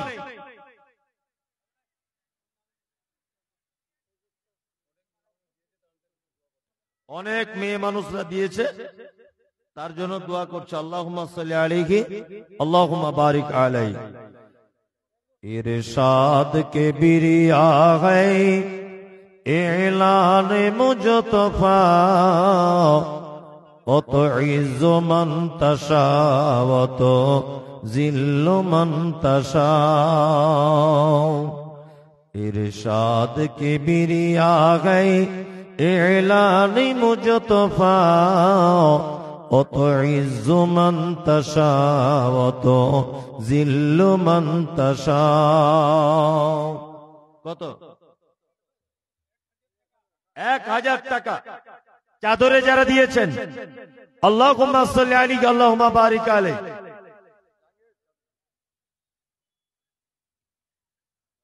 আসসালামু আলাইকুম ওয়া রাহমাতুল্লাহ। ওয়া আলাইকুম আসসালাম। হুজুর, একটি অনুরোধ, একটা গজল বলেন বাংলায়। আমার ঠান্ডা লেগে গেছে, গলা টলা খারাপ, ওই জন্য গজল বলছি না। আবার অন্য সময় শুনে নিও মোবাইলে। আদেশ করিল আল্লাহ পবিত্র কোরআনে, আর বিবাহ করিতে যত আদম সন্তানের। আদেশ করিল আল্লাহ পবিত্র কোরআনে, আর বিবাহ করিতে যত আদম সন্তানের। কোরআনে আদেশে আল্লাহ যদি না করিত, মানুষের বংশ সব ধ্বংস হইয়া যেত। কিন্তু গায়ে বর্তমানে ঘটেছে এমন, বেটির বিয়েতে বেটার বাপ নিচ্ছে কত পণ। কেউ সোনা দানা নিচ্ছে, কেউ টাকা করি, কেউ জমি জায়গা নিচ্ছে, কেউ নিচ্ছে বাড়ি। আবার কত বাপজি বলে নিব না কোপন, বেটা বেটি সাজিয়ে দিকি বিয়ায় আপন। টাকার বেলায় সাধু সাজে, জমির বেলায় চোর, বর্তমানে বেটার বাপ এমনি হারাম খোর। চোর লোকে চুরি করে অন্ধকারে হলে, বেটার বাপ করে চুরি দিনের উজ্জ্বলে। হায়রে বেটার বাপ তুমি এমনি লুভি হলি, টাকার বদলে বেটা বিক্রি করিলে। রায়গঞ্জের ঘাটে শুনি বিক্রি হয় পাঁঠা, পাঁঠার মতো বিক্রি করো তোমরা নিজের বেটা। হায়রে বেটার বাপ তুমি এমনি লুভি হলে, পাঁঠার মতো বেটা বিক্রি করিলে। তোর জন্য কত নারী বিষ পান করে, কত নারী গলায় দড়ি দিয়ে ঝুলে পড়ে। এর জন্য কে বাদাই জানো বেটার বাপ, শত শত বেটির বাপরা দিচ্ছে অভিশাপ। রাগ করো না বলছি আমি শোন দিয়া মন, কেমন এতে মোদের ঘরে নারীর আগমন। যতই করো নামাজ রোজা, দেখাও পরহেজ গাড়ি, বাজারেতে কিনলে শাড়ি সঙ্গে পাবো নারী। আসল নারী মা গাওয়া এলো দুনিয়াতে, ওই নারী হতে এত নারী হিসাবকে বা রাখে। বর্তমানে দেখি শুধু নারীর আমদানি, আর নারীর ফটোয় ব্যবসা চালায় হাজারো দোকানি। মৌলবিয়া মাওলানা আর হাজি গাজী ভাই, বর্তমানে নারীর হাতে বাঁচার উপায় নাই।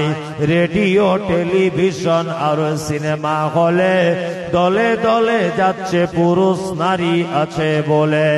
নববর্ষের দিনে দেখো হাজার দোকানদার, নারী মার্কা ফটো দিয়ে দিচ্ছে ক্যালেন্ডার। বাজারেতে চা বিস্কুট আনবে সবাই কিনে, সেটাই দেখো মেয়ে আছে বিস্কুটের ওই টিনে। আলকাতরা টিনে দেখো নারীর ফটো আছে, বেশি দামে আলকাতরা বিক্রি হবে বলে। পানের সঙ্গে জর্দা খাবে 300 পাতির কোটো, সেটাই দেখো বাদানাইকো আছে নারীর ফটো। ইফকো কিনুন পটাশ কিনুন রাসায়নিক সার, তার বস্তার উপর দেখতে পাবে নারীর পিকচার।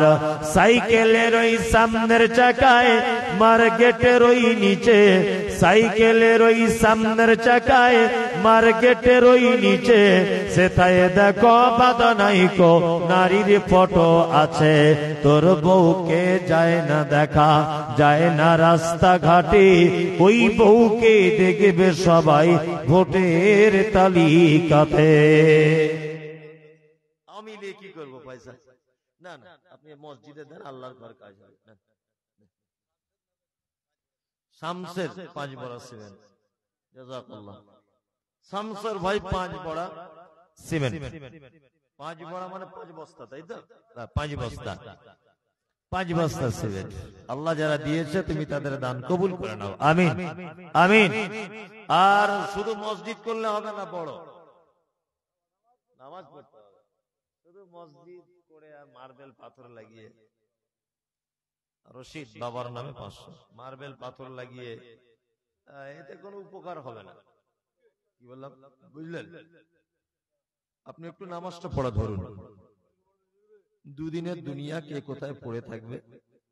অন্তত যে আল্লাহ আপনাকে পৃথিবীতে বানিয়েছে, তৈরি করেছে, তার শুকরিয়ার এবং তার একটা ইবাদত ফরজ, এই ফরজ ইবাদত অন্তত সকলে আমরা আদায় করি ইনশাআল্লাহ। শুধু মার্বেল মসজিদ, চিকচাক এসি ফ্রিজ, এতে কোনো কাজ হবে না। আল্লাহর কাছে আপনার আমল সব থেকে এটাই বড়, তাই না? এই জন্য বলছি দান আপনারা করুন, সাথে সাথে মসজিদে 5 ওয়াক্ত সালাত আদায় করুন। ইনশাআল্লাহ আমরা আদায় করব ইনশাআল্লাহ। সকলেই দেন, দেন আপনারা সকলে। আর কেউ দিবেন?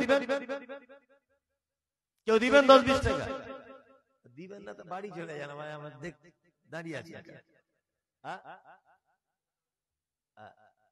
জি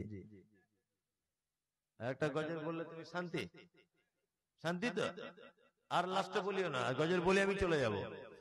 শোনো শোনো মা বোনেরা, শোনো দিয়া মন, বর্তমানে তোদেরই করিবি বারণ। শোনো শোনো মা বোনেরা, শোনো দিয়া মন, বর্তমানে তোদেরই করিবি বারণ। সকাল সন্ধ্যা জানলার ফাঁকে আয়না লয়ে হাতে, নিজে হাতে মাথার চুল কাঁচি দিয়ে কাটে, নিজের হাতে কাপড় কিনে দর্জি ঘরে ঢোকে, বুক ফুলিয়ে জামার মাপ দেয় দরজিকে। পেটে কাটা পিঠে কাটা নেই কো বোতাম বুকে, 1 মিটার কাপড় কিনে 6 মিটার ঢাকে। আবার কত বোনের জামা পা বরাবর, আবার কত বোনের জামা পা বরাবর, হেলে দুলে রাস্তা চলে খুঁজছে যেন বর। নাইটি পড়ো ভালো করো শরীর তাকে ঢাকা, বলো দেখি ও বোনটি মাথা কেন ফাঁকা। গরিব লোকের মেয়ে দেখো ভাত নাই তার ঘরে, এত দামি পোশাক তুমি পাচ্ছ কেমন করে।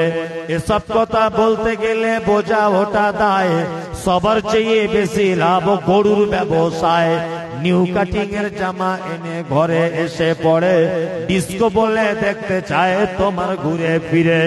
ডিস্কো মানে ন্যাংটা নাচে সবে লোকে জানে, প্রসঞ্জিৎ নেচে গেল রায়গঞ্জ ময়দানে। আজকাল নারী যুবক ডিস্কো দাবি করিতেছে, নায়ক নায়িকার মতো তারা ন্যাংটা নাচে নাচে। মুসলমানদের মেয়েরা দেখো গলাতে তার মালা, ডাগর ডগর ছেলের সাথে যাচ্ছে সবে মেলা। বিয়ে শাদী নেই কো তাদের নেই কো পরিচয়, বিয়ে শাদী নেই কো তাদের নেই কো পরিচয়। প্রেম প্রেমিকার মতো তারা মুখের কথা কয়। আবার কত বোনকে দেখি বাজারেতে ঘরে, লম্বা লম্বা মাথার চুল টাইট প্যান্ট পরে। সত্য কথা বলছি আমি, রাগ করে তো করুক, নারী পুরুষ সবাই মিলে পড়তেছে শুটবুট। যুবক ছেলের মতো তারা পকেট লাগায় বুকে, টাকায় আছে বলে যদি চোরে পকেট কাটে। চাপবে যখন বাসের ভিড়ে পড়বে চোরের হাতে, পকেট কাটতে গিয়ে তাদের চামড়া কাটা যাবে। একই নীতি নারীর গতি বোঝা মুশকিল, একই নীতি নারীর গতি বোঝা মুশকিল। অধেকে রাতে স্বামীকে ফেলে পালায় খুলে খিল। আবার কত বোন বলে আমরা বড় সতী, পর পুরুষের মুখ দেখি না ঘরের ভিতর থাকি। কি বলিব লজ্জার কথা বলতে পারি না, হঠাৎ শুনি অমুকের মেয়ে হলো ছেলের মা।